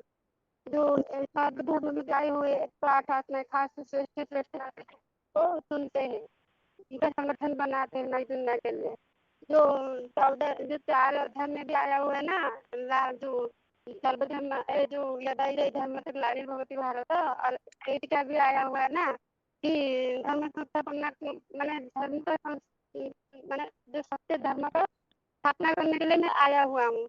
तो ये बात है, भगवान जब आते कल्पों के अंत में कल्पों के अंत पर आते और नई दुनिया के लिए श्रेष्ठ लोगों का संगठन बनाते। ठीक है, ओम शांति आगे। दीदी। हाँ जी। इसमें आया है ना, बाबा आया है, भगवान आया है ना कि सारी दुनिया को विनाश करके और एक ऐसा धर्म आदि सनातन धर्म स्थापन करने आया है ना, जो पुरानी दुनिया के भी विनाश करना, जो किसी भी धर्म पिता ने धर्म गुरु ने किसी ने भी नहीं कर पाया। अपना अपना धर्म तो स्थापन करा सभी ने, नया धर्म, परंतु पुराने धर्म को किसी ने खलास नहीं पाया। तो ये वृद्धि होती ही रही, परंतु किसी ने पुराने को विनाश नहीं कर पाया। जो काम किसी ने नहीं कर पाया वही काम करने के लिए भगवान बाप आया हुआ है, शिव बाप। ये बताए। कानपुर के माता जी बताइए। जब सब धर्म वाले अपना हाथ खड़ा कर देते हैं और सुख और शांति की लोप हो जाता है सृष्टि में, तो एक परमात्मा की ही आसरा सभी धर्म वाले लेते हैं। इसीलिए सब धर्मों से चुनी हुई आत्मा, मतलब जिस लिए परमात्मा आया है, किस लिए आया है, हम सब लोगों ने बुलाया है कि सृष्टि पे आ जाए। आसमान में रहने वाले परमात्मा को जब सृष्टि पे बुलाते हैं तो सृष्टि पे आके उनके लिए हमारे लिए ही काम करते हैं, क्योंकि वो तो अपने स्वयं के लिए बोलते हैं, मैं तो अजन्मा अभोक्ता हूँ, है ना, भोक्ता तो है नहीं। तो तीनों लोगों का सुख शांति तुम भोगने वाले हो, है ना मैं पूज्य बनता हूँ ना पुजारी बनते हैं। तो ये मनुष्य सृष्टि के पिता की सबसे कहते हैं उद्घोष है, एक परमात्मा उद्घोष है कि सर्वे भवन्तु सुखिनः सर्वे सन्तु, ये भारत का उद्घोष है। तो परमात्मा आके सबसे एक को चुनता, जिसका उद्घोष मतलब वो जिसलिए आता है, और जो श्रेष्ठ से श्रेष्ठ 100% दिल से इस सृष्टि को सुख और शांति देने का मादा रखता है, यानी वो सारा त्याग करके उसकी कही हुई बात पे चल के करने के लिए जो तैयार हो जाता है, उसी में प्रवेश हो जाता है और ये काम करने के लिए आता है। जो हर धर्म, इसीलिए बोला गया है मुरलियों में कि मैं क्यों आया हूँ, हर धर्म से चुनी हुई श्रेष्ठ श्रेष्ठ आत्माओं को संगठित करते हैं, एक काम संगठित करते हैं, फिर जो श्रेष्ठ आत्माओं की जो इच्छाएं हैं वो पूरी करते हैं, यानी सुख और शांति हर किसी को भाता है, चाहे जीव जंतु प्राणी मात्र की सुख और शांति के लिए, यानी जीव जंतु पशु पक्षी भी जो हिंसक बन जाते हैं उनका भी कहते हैं ना कि मुरली में बोला है कि शेर और बकरी एक घाट पे पानी पीते, एक घाट पे पानी मतलब पीने का मतलब ये बताया है कि सारी हिंसाओं को छोड़ करके, पांचों विकारों को छोड़ करके, छठा विकार अहंकार को छोड़ के, देह भान छोड़ करके सिर्फ आत्मिक स्टेज पे रहने वाले ही इस चीज को प्राप्त कर सकते हैं। और क्योंकि आने वाला जो शक्ति है, जो शिव की शक्ति है, वो आत्मा ही है, तो हमको मिलता है जब हम उसके समान बनते हैं। जब हम उसके समान बनते हैं तो एक होता है सम और विषम। सम विषम माने संपूर्ण, सम माने बराबर में जब आते हैं तो लेन देन रहता है। इसीलिए लेन देन भी क्या होता है, आपस में बराबर वालों से किया जाता है, एक सार्वभौम है। तो वो क्या है, अमन है, उसका मन ही नहीं है, इंद्रियों का भान ही नहीं है। तो ये कब प्राप्त होता है, एक को सबसे पहले प्राप्त करता है जो अमन बनता है। अमन बनता है मतलब उसको एक ही लक्ष्य है ना, सृष्टि पे सब सुखी हो, सब शांत हो। तो बस एक ही लक्ष्य की पूर्ति के लिए जो 100% लगा होता है वो, और वो सम हो जाते हैं, उसको कहते हैं बीज। बीज माने सबसे पहले जो बीज बाप होता है, तो बाप से ही सारी सृष्टि लेती है, यानी कि परमात्मा से तो सारे लोग ज्ञान ही लेते हैं, वो होता है अव्यक्त ज्ञान। ज्ञान अव्यक्त होता है, निराकारी होता है, लेकिन जब साकारी सृष्टि पर हम रहते हैं तो हमें सुख और शांति की साकार सृष्टि चाहिए। तो जो पहले बनाता है वो देता भी है अपने बच्चों को। इसलिए विश्व का पिता अपने विश्व के सभी बच्चों के लिए, यानी हर धर्म पिताओं को चुनते हैं, सबसे पहले 9 को चुन लेता है और 9 की सारी डायनेस्टी उसके फॉलोवर फैन चालू करा जरा, कपड़े बनवाओ। ठीक है माता जी।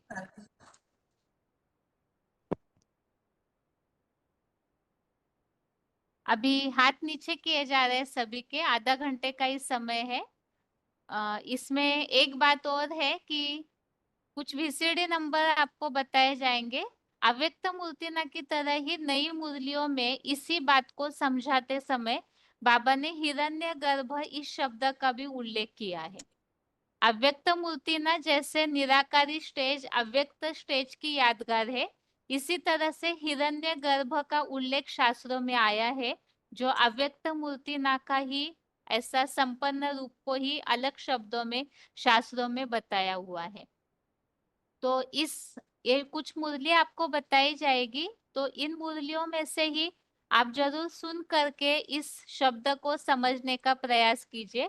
जैसे अव्यक्त मूर्तिना के लिए अभी कुछ शब्द बताए हुए थे, इसी तरह से एक तो है हिरण्यगर्भ, ये शब्द आई हुई मुरली 2758। मुरली नंबर नोट कीजिएगा, जिनको जानकारी नहीं है इस शब्द की उन सबके लिए ही हिरण्यगर्भ इस शब्द के लिए 2758 2758। इसके अलावा 2790 2790।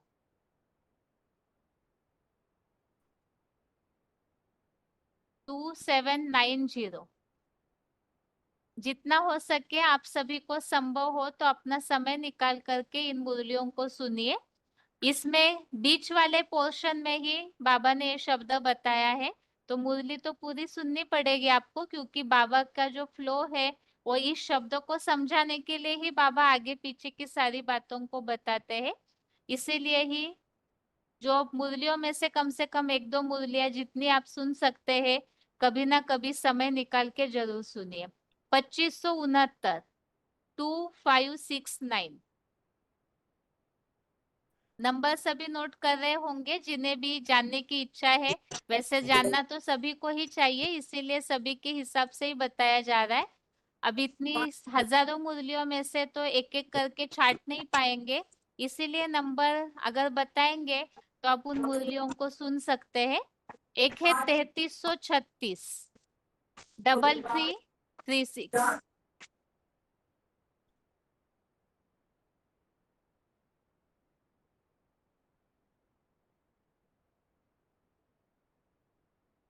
और इसके अलावा 2540। इसमें उतना क्लैरिफिकेशन नहीं है, थोड़ा सा ही एक 3-4 मिनट की ही बात बताई हुई है। बाकी जो मुरलिया है उसमें अच्छे से बताया है। 2540 में छोटा सा ही क्लैरिफिकेशन दिया हुआ है इस संबंध में। और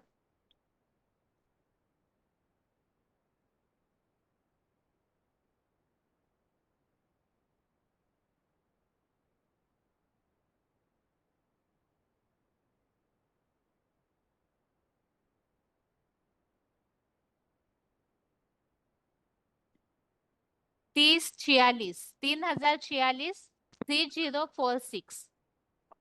ये सारी मुरलियों में से आप जितना सुन सकते हैं सुनिए जरूर, जिसमें हिरण्यगर्भ के बारे में बताया हुआ है। आगे से कोशिश की जाएगी कि जो भी नई मुरलियों में कुछ ऐसी नई बातें बाबा ने बताई है हमेशा के क्लैरिफिकेशन से हट के, तो कोशिश की जाएगी उन बातों को कलेक्ट करके VCD नंबर आप सभी को बता दिए जाए। तो समय निकाल के दिन में कभी भी इन मुरलियों को एकाग्रता से सुनिए, नोट कीजिए, क्योंकि नई बातें नई दुनिया बनानी है तो बाबा ने बोला है, बाबा नए क्लैरिफिकेशन नया ज्ञान देते हैं। धर्म गुरुओं के ज्ञान से भगवान के ज्ञान की यही विशेषता है कि हमें नया ज्ञान मिलता है। और मुरलियों में बाबा ने बोला है अभी तक जो भी ज्ञान हुआ तो उसमें मंथन तो चला, लेकिन दुनिया परिवर्तन नहीं हुई है। तो आगे चल करके और भी नित नया ज्ञान मिलेगा जो कि सृष्टि परिवर्तन के वाइब्रेशन बनेंगे।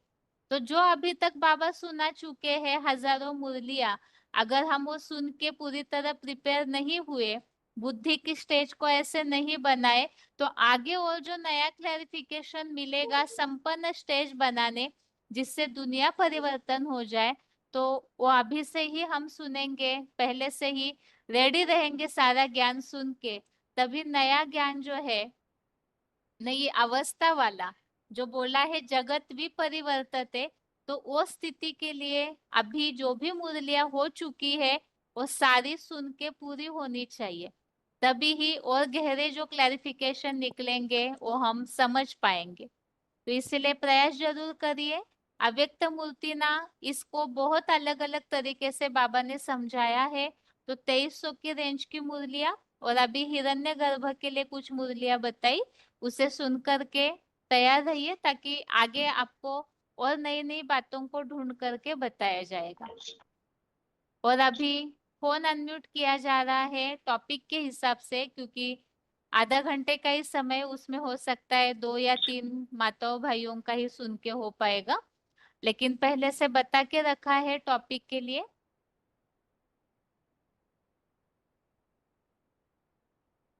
फोन अनम्यूट है। ओम शांति। हाँ जी। हाँ जी, ये स्वतंत्रता दिवस के बारे में टॉपिक है। शांति, जो हम लोग 1947 अगस्त 15 को जो भारत स्वाधीन हुआ, तब से हम उसी दिन की स्मृति स्वरूप ये स्वतंत्रता दिवस मनाते हैं। तो स्वतंत्रता का अर्थ है आजादी। क्या आज हम सब स्वतंत्र है? उसी दिन भारत और पाकिस्तान अलग हो गए हैं। जो अखंड भारत था उसी में से एक टुकड़ा अलग हो गया। हम लोग तो ये नारा लगाता है कि हिंदू मुस्लिम सिख ईसाई सभी आपस में भाई भाई। भाई भाई से अलग हो जाना क्या स्वतंत्रता है? पहले जैसे जोत परिवार होता है तो सभी लोग इकट्ठे एक घर में रहते थे, तब कितना सुख शांति था। आज सब अलग अलग रहकर क्या सुखी है? जहाँ कहते हैं संगठन की शक्ति इतना पावरफुल है, कोई आपका हानि नहीं पहुंचा सकता। आज अलग अलग रहने के कारण कोई भी स्थिति परिस्थिति आ जाता है तो डगमगा जाते हैं। ये भय, उनको भय आ जाता है। ये भय भी एक प्रकार का बंधन है और वो भय से मुक्ति को ही स्वतंत्रता कहा जाता है। आज हम कितनी गर्वता के साथ ये स्वतंत्रता दिवस मनाते हैं। क्या आज हम स्वाधीन हैं? अगर एक माता कन्या रात को 12 बजे बाहर जा सकते हैं तो उसे स्वतंत्र कहेंगे, लेकिन जाने के लिए भय लगता है, क्योंकि व्यक्ति के जीवन में काम, क्रोध, लोभ, मोह, लालच, ये स्वार्थ जैसे बुराई भरा हुआ है। जब हम बुराई से पार चले जाएंगे तब हम सही मायने से स्वतंत्र कहेंगे। ये हम स्वीकार करते हैं कि अंग्रेजी की अत्याचार से हमको मुक्ति मिला, लेकिन आज हम वही अंग्रेजों की नियम के गुलाम हैं। उनका खान पान, पहनाव, शिक्षा आज भी सभी को सही लगता है, और जो भारतीय परंपरा है वो भारतीय परंपरा को भूल गए हैं। ऐसा क्यों? क्योंकि जो भारतवासी है वो ज्यादा जन्म मरण चक्र में आने के कारण उनके अंदर जो मन का शक्ति वो कम हो गया है। जो ऋचा में आया है मन रे वो आत्मा, तो वही मन को ही आत्मा कहा जाता है। वही जो आत्मा का शक्ति जो क्षीण कम हो गया है, वही शक्ति हमको कहाँ से मिलेगा?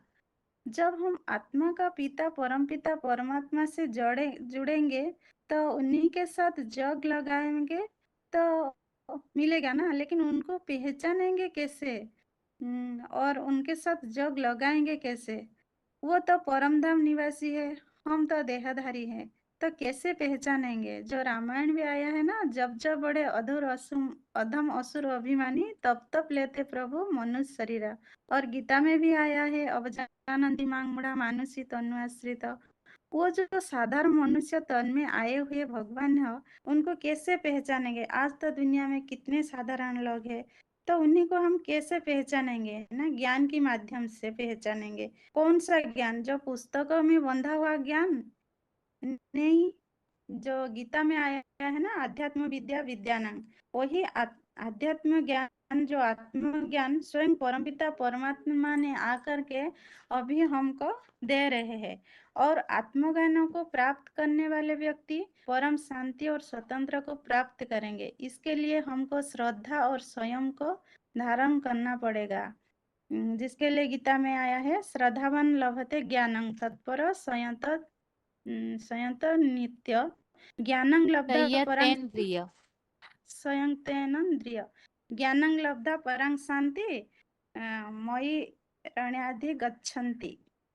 अभी जब हम ये आत्मज्ञान मिल रहा है, जब हम ज्ञान सुनेंगे तब हम उनसे ध्यान लगाएंगे। ध्यान लगाने के बाद हमारे अंदर जो इच्छा या कर्म फल वो त्याग दें। जो गीता में आया है, श्रेय ही ज्ञानं अभ्यासात ज्ञानं ध्यानं विशिष्यते ध्यानात् कर्म फल त्यागात् शांति अनंतरं। ज्ञान से ध्यान श्रेष्ठ है, ध्यान से कर्मफल त्याग, और त्याग के बाद शांति मिलता है। इससे हम सच्ची स्वतंत्रता कहेंगे। और स्वतंत्रता दिवस के दिन हम त्रिरंगा झंडा लहराते हैं। क्या इस स्थूल कपड़े की झंडे से हमको शांति मिलता है? स्थूल कपड़ा की बात नहीं है, 3 शरीर रूपी वस्त्र का बात है, जो ब्रह्मा विष्णु और शंकर का है।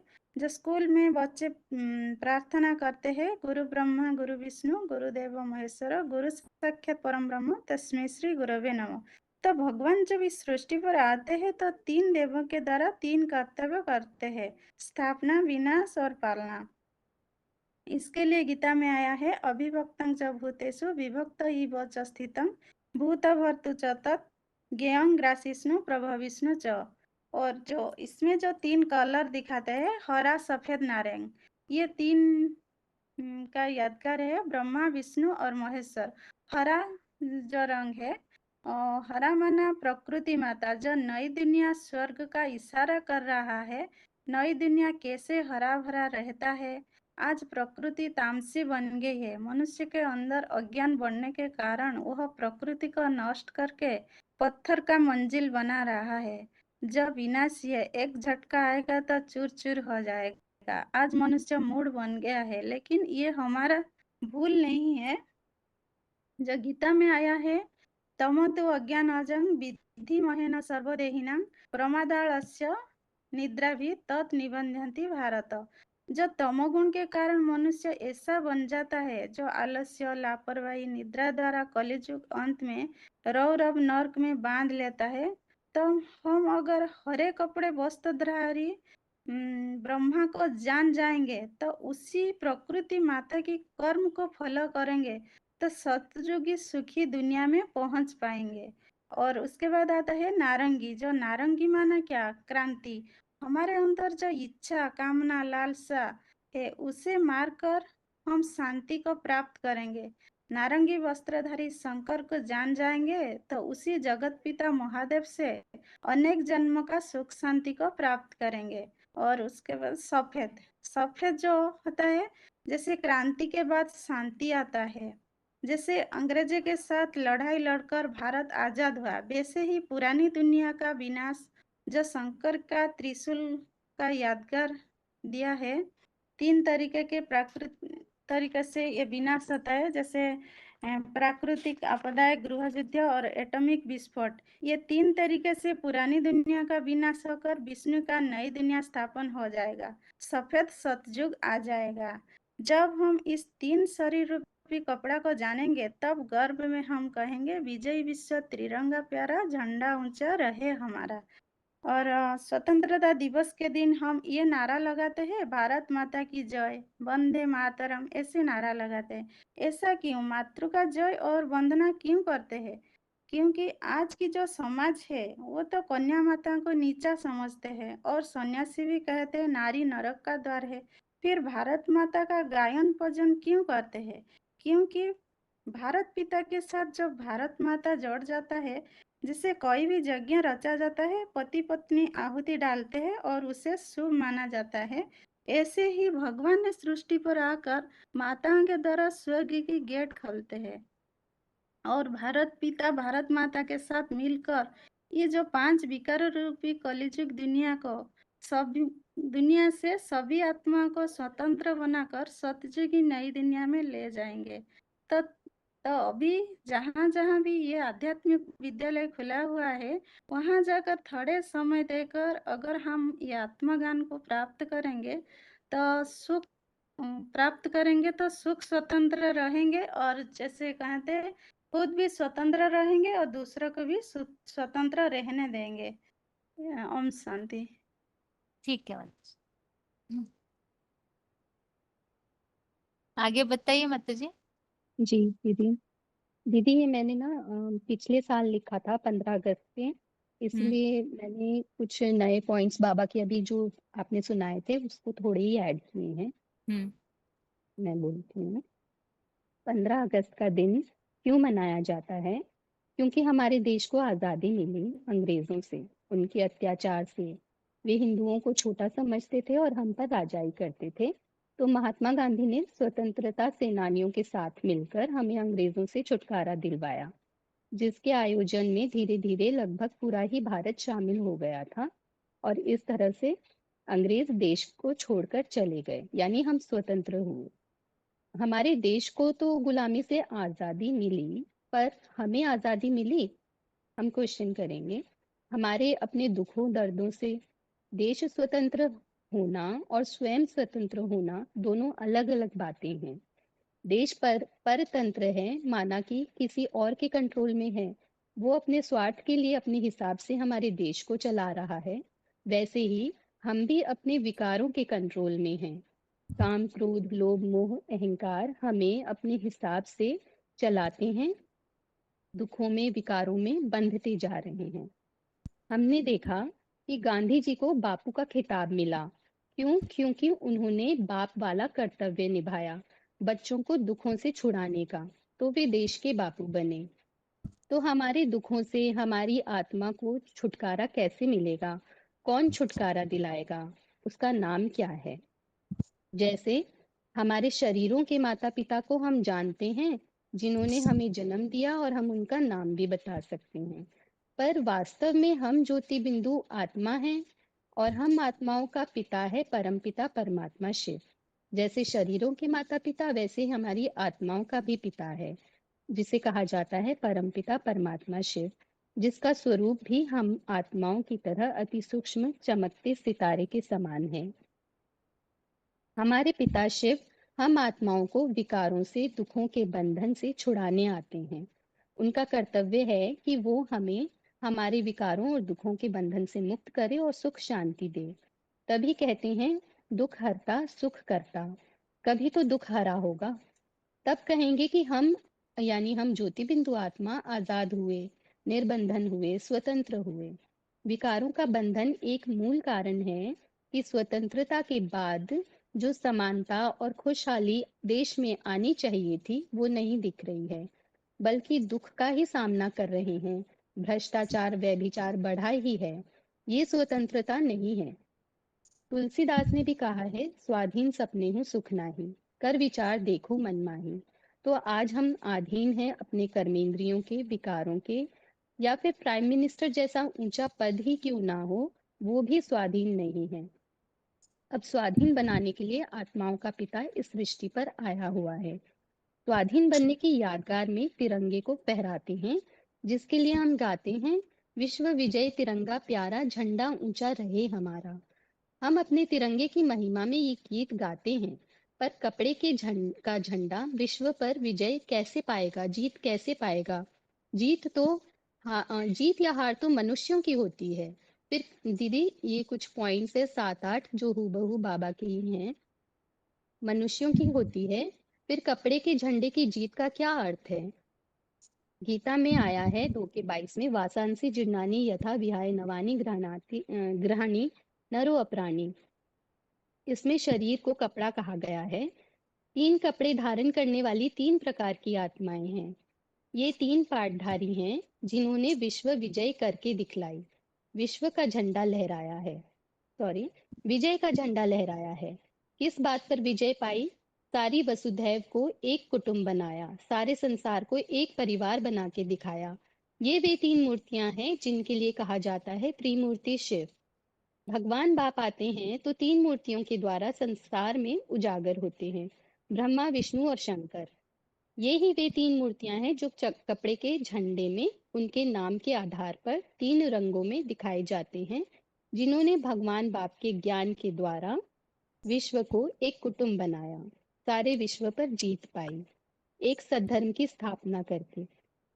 बीच में एक लाइन मैंने लिखी है, जैसे इंग्लिश में कहा जाता है गॉड। गॉड उसे कहा जाता है जो जनरेटर, ऑपरेटर और डिस्ट्रॉयर का कार्य करे। यहाँ भी ब्रह्मा, विष्णु और शंकर की बात आ गई। ये कंपेयर करने के लिए लिखा दीदी कि हिंदुओं में भी मानते हैं तो अंग्रेजों में भी, अंग्रेज भी इस बात को मानते हैं कि ऑपरेटर, डिस्ट्रॉयर और जनरेटर करने वाला कोई 3 मूर्तियां होंगी, उसे जीओडी कहा जाता है। आगे बाबा की लाइन है, तो एक सद्धर्म की स्थापना, पुराने धर्मों का विनाश और नए धर्म की पालना की यादगार में कपड़े का झंडा लहराया जाता है।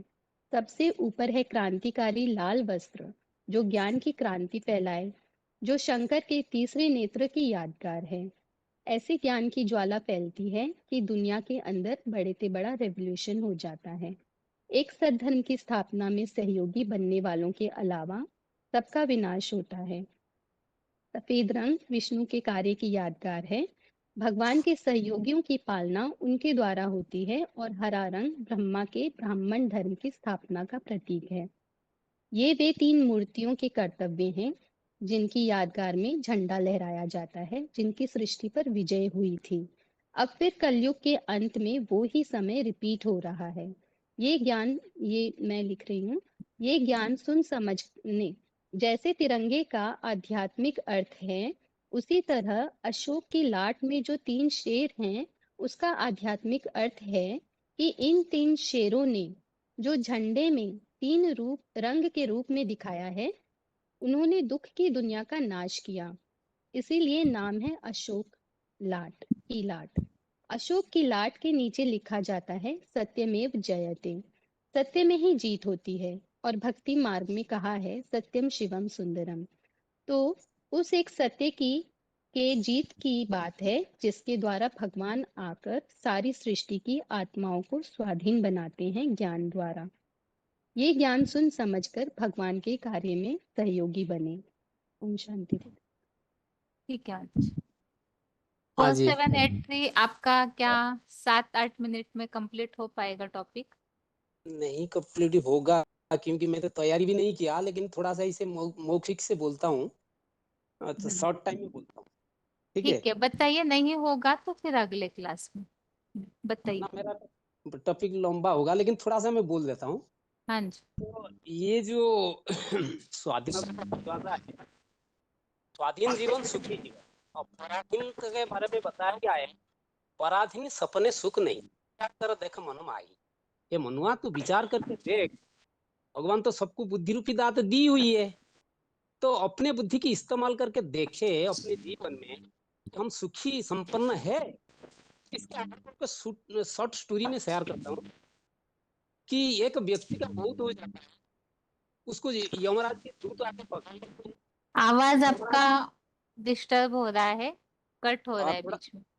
अच्छा, एक व्यक्ति का मौत हो जाता है और उसको यमराज का दूत पकड़ करके ले जाते हैं, और उसका सारा हिसाब निकास निकालते हैं।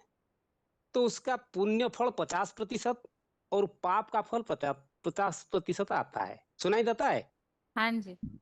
हाँ, तो उसके आधार पर यमराज को उसको निर्णय नहीं दे पाते हैं, फिर भी उसको बुलाते हैं कि आप क्या चाहते हो। वो लोग बोला ठीक है, तो स्वर्ग या नरक चाहते हो? तो बोला मुझे दिखा दीजिए, जो बेटर मुझे लगेगा मैं उसी तरफ जाऊंगा। तो उसको यमराज का दूत लेके चले गए, दोनों चीज दिखाए, एक था हेल और दूसरा था हेवन। एक सुंदर सजावट था उसके अंदर, दोनों बराबर, कोई में कमी नहीं थी। अंदर बाहर की सजावट, रहन सहन, खान पान, उसके अंदर इतना अच्छा कंफर्टेबल बना दिया गया था कि कोई भी देखे उसमें कोई कमी नजर नहीं आया। काफी देर तक देखा, बहुत सुंदर संगीत भी बज रहा था, बहुत लेडीज जेंटलमैन आना जाना कर रहे थे, एक दूसरे को स्वागत भी कर रहे थे, लेकिन उसको समझ में नहीं आया क्या करें। लेकिन वो अंत तक इंतजार किया। अंत में देखा जब खाना परोस गया, तो खाना खाने के लिए सब बैठ गए, खूब डिलीशियस फूड बनाया गया था, सुंदर प्लेट में रखा गया सब खाना, सब खाने के लिए तरस रहे थे। लेकिन कोई खा नहीं पा रहा था। क्यों खा नहीं पा रहा था? ना सबके जो एल्बो कहनी पर पट्टी बंधा हुआ था, अपनी मुंह की तरफ वो खाना नहीं आएगा, दूसरी तरफ जा सकता है।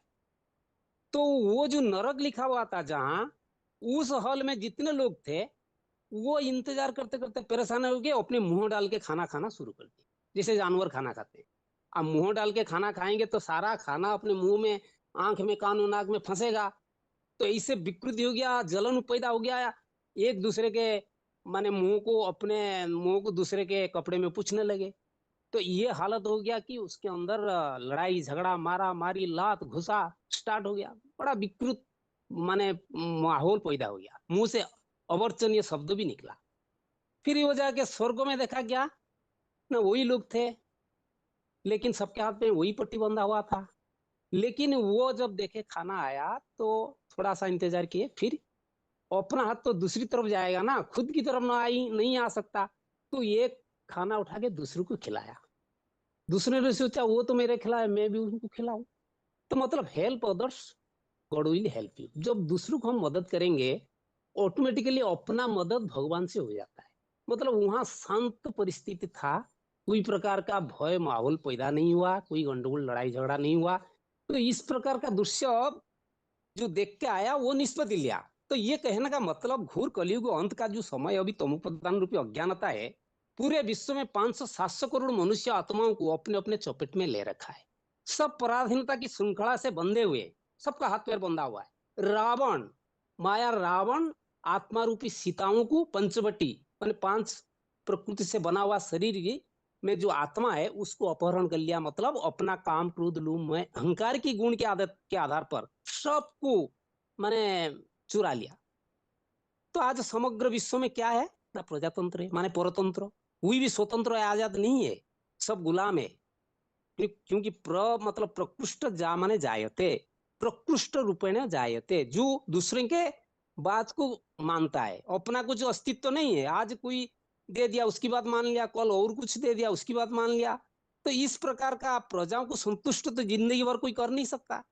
उनका तो ख्वाहिश हर दिन चेंज होता रहता है। तो इसलिए आज की गवर्नमेंट क्या करता है, आज की जो प्रजातंत्र की नुमाइंदू है वो प्रजा को खुश करने के लिए कुछ कुछ उनके मुंह पे कुत्ते की तरफ फेंक देते कुछ कुछ चीज, लेकिन थोड़ा समय के लिए संतुष्ट करने के लिए हैं। लेकिन इनका शासन कब तक चलेगा? लेकिन उनको पता है ये जो छद्मवेशी विदेशी है आज जो शासन तंत्र को माने जमा के बैठे हैं सत्ते पर, वो गायन है ना भारत सोने की चिड़िया थी, आज वो भारत भिखमंगा बन चुका है। यही प्रजातंत्र की नुमाइंदू के वजह से, जिन्होंने हद की बापू का नारा जो था राम राज्य लाऊंगा राम राज्य लाऊंगा, लेकिन राम राज्य जो स्वाधीन करके लाए वो तो किनके हाथ में सत्ता सौंप दी? नहीं, छद्मवेशी विदेशी के हाथों में, जिन्होंने अपना माने किसका सहारा लेके, गांधी उड़ा का सहारा लेके ब्रिटिश पार्लियामेंट से भारत स्वाधीनता एक्ट आईन बना के एक पास करके लाए। ये कोई आजादी है? आजादी का अर्थ क्या है? खून पसीना एक करना था, लेकिन जो किए ऐसे नहीं कि नहीं किए, ये तो बहुत, लेकिन उनका नाम आज गायन नहीं है। उनको इतना महत्व तो नहीं दिया जाता है। जो चाटुकार है उनको ज्यादा प्रश्रय दिया जाता है। और इन्होंने क्या करते हैं ना, व्यभिचार को बढ़ाते हैं, गंद खाने वाले कौए की तरह सुरगुल करते हैं, हम फलाना करेंगे ढकाना करेंगे, 5 स्टार होटल बनाते हैं, ओसुका होटल। हाँ, और भारत का जो स्वाभिमान था उसका ध्वजिया उड़ा रहे हैं ये।